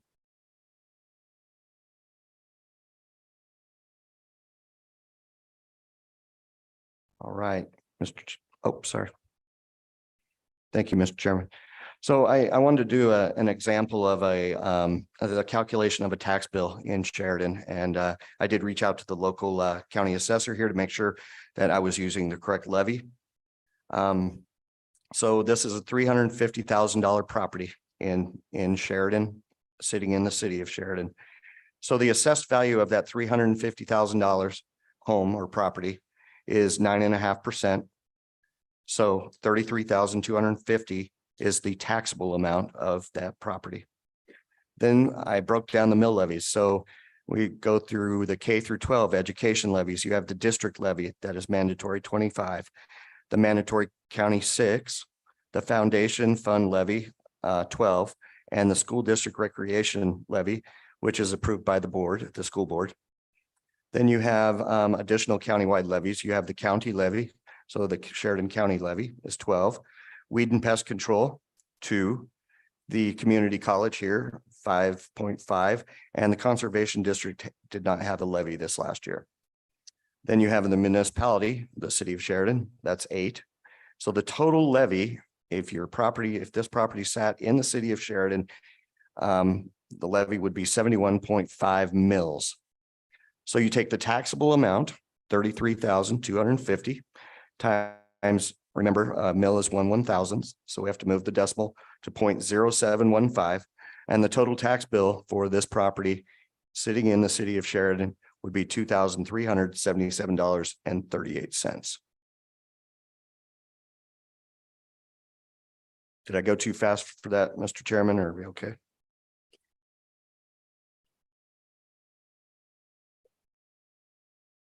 So some examples from around the state. As we know, we looked at tax districts and taxing authorities earlier in an earlier slide. So the same $350,000 house in Sheridan is going to be a different tax amount in different areas.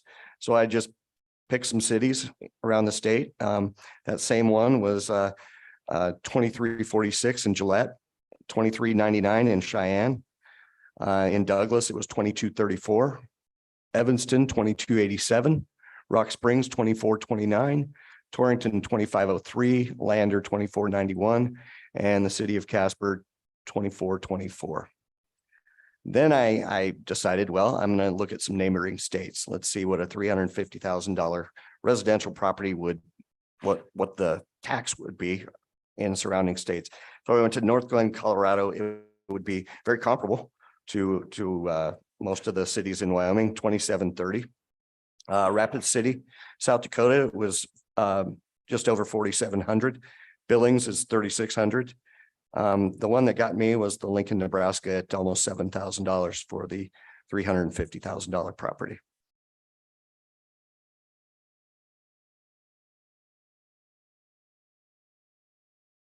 All right, moving on. Sorry. So what does 1 mil generate statewide? And I broke it down by county here. So 1 mil, very, very similar to what you saw this morning from the County Commissioners Association. And what it will generate, and it's broken down between state and local and totals, and you can look at your counties, and if you have any questions, those are just numbers that were certified. So just a quick question, Mr. Gill. So that 26.5 billion in assessed valuation statewide, is that in 22 totals? How much of that is minerals? I mean, the rule of thumb has always been half or maybe a little bit more, but so, and I guess of that. Yeah. So, That's Mr. my Chairman, question. that's a really good question. I don't have the breakdown for exactly minerals, but if you look at locally assessed, just that locally assessed column, which would not be minerals, right? It's the total there at the bottom of the assessed, and take that times the statewide average mill levy, and that might give you an idea. Okay, so it is, yeah, a little over half then, probably close. But of course, that would not include the, Mr. Chairman, the state assessed utility companies. Right, So there's more in the state assessed than just the minerals. right, correct. Okay, very good. Thank you. Okay, now we're on page 40, I think. Flipping over, is that right? Yep. Page 40, Mr. Chairman. I went back to 2000 up to 2022 and just looked at the total assessed value statewide. So this is state assessed, this is minerals, state utilities, everything local that's assessed. And I calculated the change in value from year to year. And I did a little graph there too. And I think if you look at times when it went way up and went way down, minerals had a lot to probably do with that.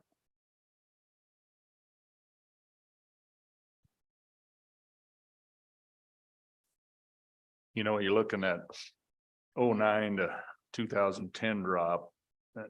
And that's my appropriations days. That was the first thing. And we didn't really notice it so much because we had coal, oil, and gas. But boy, that was the real crusher on natural gas. And massive drop. And the good news is, boy, December, January, February, we had some nice natural gas prices. Incredible. Now they're not as good now, of course, in the summer months, but an incredible natural gas again. But okay, very good. Well, any questions on that, members? Yeah, that 2009 to 2010, that was a tough one. And okay, flipping over. Good observation, Mr. Chairman. This is 21 to 22 tax collections. You can see the property type on the left. We were showing 21 assessed and 22 assessed. So we're using the average statewide mill levy to calculate these. Obviously, these are estimates. And it's broken down by each type of property, the state assessed and local assessed, and then broken down into those different properties there. I'm not sure if you would have any questions there, Mr. Chairman, but I'd be happy to answer any on them. Mr. Chairman, if I may, Go ahead. just to kind of point out, so as you stated, 2009, we were over 29 billion statewide. So from 21 to 22, while we saw this 34.5% increase in assessed value, it should be noted from 2019 to 2020, the total assessed value was over 22 billion. In 2021, we saw a decrease in value to 19 billion. And then the value for 2022 really compares to what we had in 2015.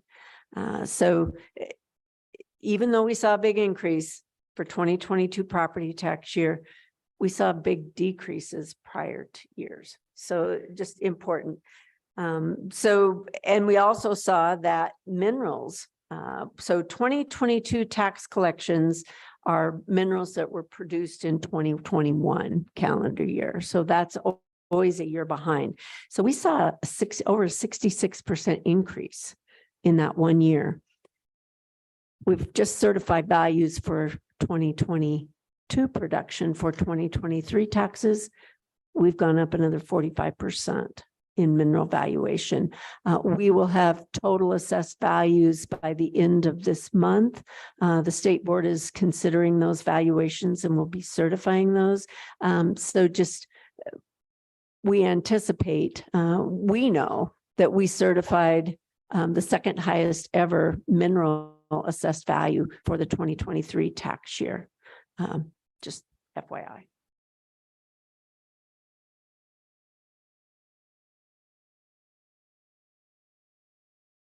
$42 now. Yes, Mr. Chairman. So where do property taxes go? So school 54.18%, but then you have to add in the foundation program there too, because that is schools also. So 72% there. County 17.23. I think you saw this earlier. Special districts 8.7, municipalities 2, and state from property tax, state receives 0 from property tax. The last time the state levied was in 1969.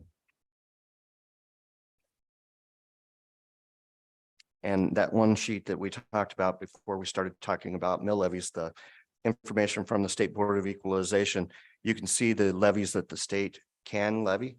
They can levy to the general fund, not to exceed 4 mills. That's the one that hasn't been done since 1969. State charitable institutions, not to exceed 1. State debt and interest. So if they had a bond or state bond or something like that, there's no maximum on that, just enough to pay the principal and interest. And the school foundation program is the only current one in the state levies.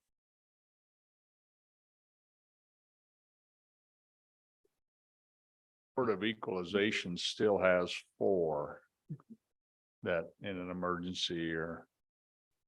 Yeah, okay. Go ahead, Representative Swan. Mr. Chairman, those were in place 20 years ago. It's my understanding we're paying less mills now than we were 20 years ago overall, once we had the late Campbell decisions in the 90s. Is that still correct? Mr. Chairman, your representative, you're specific to education and how we have changed through the years on how many mills for education, and it had to do with that capital construction. And how we fund capital construction, and we can certainly get some more details related to that. But as far as the state getting money that goes to the general fund, it's 0. And I think Chairman Zwanzer is correct on that. We've got that LSO information too. You look at the average number of assessed mills, we're like at the lowest number of mills statewide in modern state history, and it's all because of school CapCon. Because it used to be all local. And that's not the case anymore. So, okay. Any other, okay, now we're moving on to page 43. And folks, I thought we'd just try to finish this presentation. We'll break for lunch. We'll come back. We've got the matrix we'll discuss, and then we'll open up for public comment and go from there. So that's kind of our game plan as we're looking. It's 12:07. I don't know. We'll just see how it goes, I guess, sure. Yes, sir, Mr. Chairman. So as we mentioned earlier, we're not really touching on exemptions right now, but here's just some examples of property that is exempt from property taxation. Government property used for governmental purpose, churches, those types of things. So the next is the handout, and this is the state board's rules, chapter 5. And the state board will be here tomorrow. They're on the agenda tomorrow, so I don't want to steal too much of their thunder, but I would look at chapter 5, and it is part of your handouts. I'll go on to the next slide, Mr. Chairman. So at the end of each appeal period, each assessor must submit their assessment roll to the board along with their sales data. It's due June 1st. by Wyoming statute 3913-102E. And then in order for the counties to proceed with levying taxes, as the director mentioned, the state board right now is considering those local values and will certify. Before the board certifies the local assessed valuation, it must assess the uniformity and level of appraisal. So in other words, it must meet the statistical measurements required by those Chapter 5 rules and also the rules found in the Department of Revenue's Chapter 9 rules. So this came from a presentation the board did.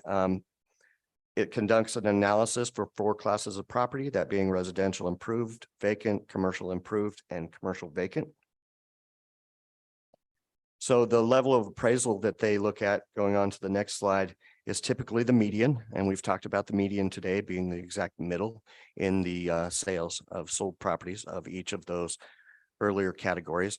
They look at the coefficient of dispersion, and that is basically a number that shows the appraiser and the statisticians how far the rest of the sales are deviating from that median sale. So a large number there means that you have a really good sale right in the middle, and a large number would mean the rest of the sales may not be very good and you may not be appraising them correctly. So that is one of the standards that assessors are held to by the State Board of Equalization and the Department of Revenue. You have the price related differential, or also known as the PRD, and that measures bias between classes of property. In other words, sometimes an appraisal can be regressive. So let's say that there is an area that has sales from, very expensive homes to lower value homes that are grouped together. And the appraisals on the lower value homes are coming right in, almost exactly where they need to be. But the appraisals on the higher value homes are a little low. Well, we're causing some regressivity there. So that's just something that the assessors have to be in compliance with both Department of Revenue rules and State Board of Equalization. And then the last thing that the State Board looks at is the sold to unsold aggregate change difference. So we talk about uniformity in the Constitution, and what we're looking at here is whether there's sales chasing going on, for lack of a better term. In other words, this property sold for $150,000 and I'm at $150,000. But the guy next door, I didn't change his value whatsoever. So it's looking at that, the difference between what the sold properties changed versus the difference of the unsold. We want to place that market adjustment that we talked about earlier. That market adjustment, we want to place that evenly within that strata of property.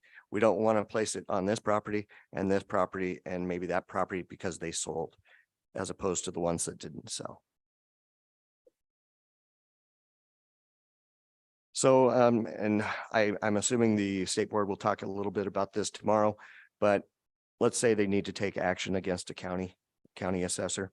Typically, they're going to start with a letter saying, hey, here's what we found wrong. We'd like you to address this in the next year. Then maybe a work plan. That's where the Department of Revenue might get involved and, well, probably required to be involved to help the assessor get on the right path of, it might be one class of properties that they're struggling with. And then that work order would follow. And then as the statistician for the State Board likes to call it, this is the nuclear option, would be equalization.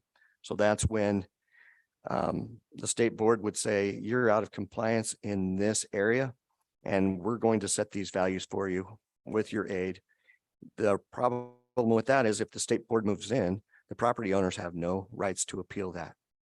So it is something that has not happened a lot in Wyoming. It has happened before, but the State Board basically is adjusting those values on a certain class of property, perhaps.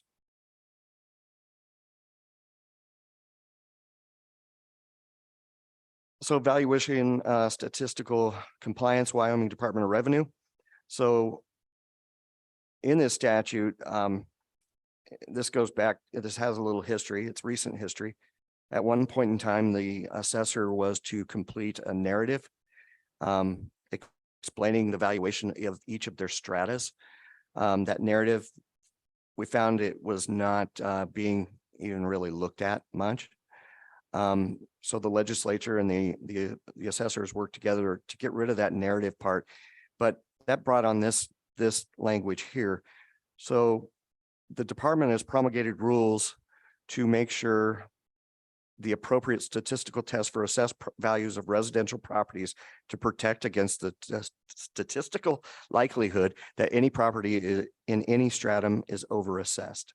So that is what we call the stratified ratio analysis report that the assessors must turn in to the Department of Revenue before they send the notices of value on a yearly basis. And that basically is telling the Department of Revenue, we're following the rules, we're in compliance with your standards, with your rules. Now we can send our notices of value.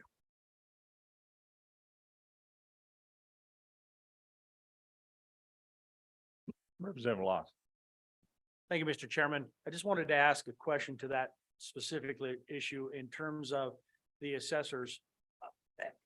I'm trying to understand, and I'm sorry, you might have explained it and I missed it, but I'm trying to understand how much influence the assessor has on, I mean, he should know his world. He should know that environment. How much influence does he have on these guidelines, and how much can an assessor, I should say he or she, how much can they push back to influence and get these adjusted and set the way they should be? So I would like to understand that, so we can understand this process a bit better. Thank you. Mr. Yes. Chairman, Representative Locke, so the stratification is the total responsibility of the county assessor. They're the appraiser, they know their area. So they are stratifying both for land valuation and for any market adjustment that needs to be applied to improvements, meaning structures, outbuildings of such. So the statistical analysis that is done in this report, as Mr. Gill mentioned, we're not seeing detailed characteristic information. We're just seeing statistical analysis of values, total appraised value, total sale price. Was it vacant? Was it improved? Those are the pieces that we see, excuse me, and the state board, but they're not seeing all the details that went into that replacement cost new.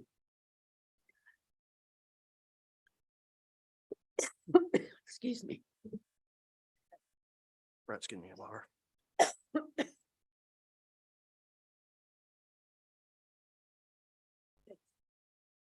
Follow up. Go ahead, Representative Locke. Thank you, Mr. Chairman. So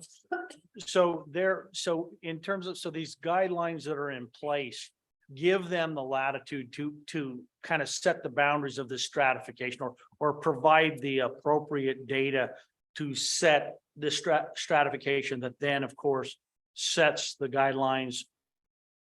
I got to be careful. I guess I'm crossing a few boundaries here, but sets the basis for the assessment in those neighborhoods. So that's mostly coming from the assessors. Stratification is 100% the responsibility of the assessor. The cost tables, those calculations that are done in the CAMAS system, the assessor cannot go out there and replace cost tables with other cost tables. They have to use the cost tables in the system that the Department of Revenue provides to them. So the assessor has full responsibility for stratification. They have full responsibility for creating their land models and what sales they utilize when they're determining their land models. The statistical analysis, that's math. When you calculate a median, the median is calculated. The mean is calculated. That's just math. But how the grouping is done, let's say the county didn't believe that it was necessary to stratify. Let's say that they wanted to use a stratification. I'm going to use all residential properties within the municipal boundaries, and that's going to be my strata, and I'm going to do all my analysis in that manner. And then I'm going to use all the sales that are outside of an incorporated boundary in the other analysis. We have some very small counties that don't have a lot of sales. The more populated area you have, the more populated the number of residential properties you have, and the number of sales allows you to stratify further because you got more sales. But those areas that don't have very many residential properties, you're having to include a bigger area to get a statistically valid sample size. And so that's why it's important that that assessor who knows the local area is the one that's making those decisions. Okay, anything else on this page 49? This seems like a natural place to take a little break, and we're gonna stay on our normal time. So we'll reconvene at 1:30. Now, we're gonna still be on property tax, not sales tax, and we're gonna keep working. And so when we get finished up, and I just tell the public that's here, so you know, it's hard to estimate, but let's say we have another hour and a half of work, and then I'd like to take public comment, and maybe, you know, there's people outside the room and the overflow and want to prioritize folks who are here first. But I'd like to probably a couple hours, you know, if we could do public comment for 2 hours and we can kind of get a gauge with maybe hands, how many we got. I mean, if we've got 60, then that's 2 minutes each. But if we only got 10, hey, you got like 15 minutes or whatever. I mean, so, but you don't want, you know, in public comment, if we have 60 people want to talk, you don't want to be that one guy that talks for 35 minutes. And because other people want to be heard as well. And so I think it's important people have come to this meeting. And so I'd like to spend at least a couple hours on public comment and make sure everybody who's come here today has been heard. And so we've really learned a lot this morning. Appreciate all your work you put into this. And let's take a little break and we'll resume here again at 1:30. Thank you.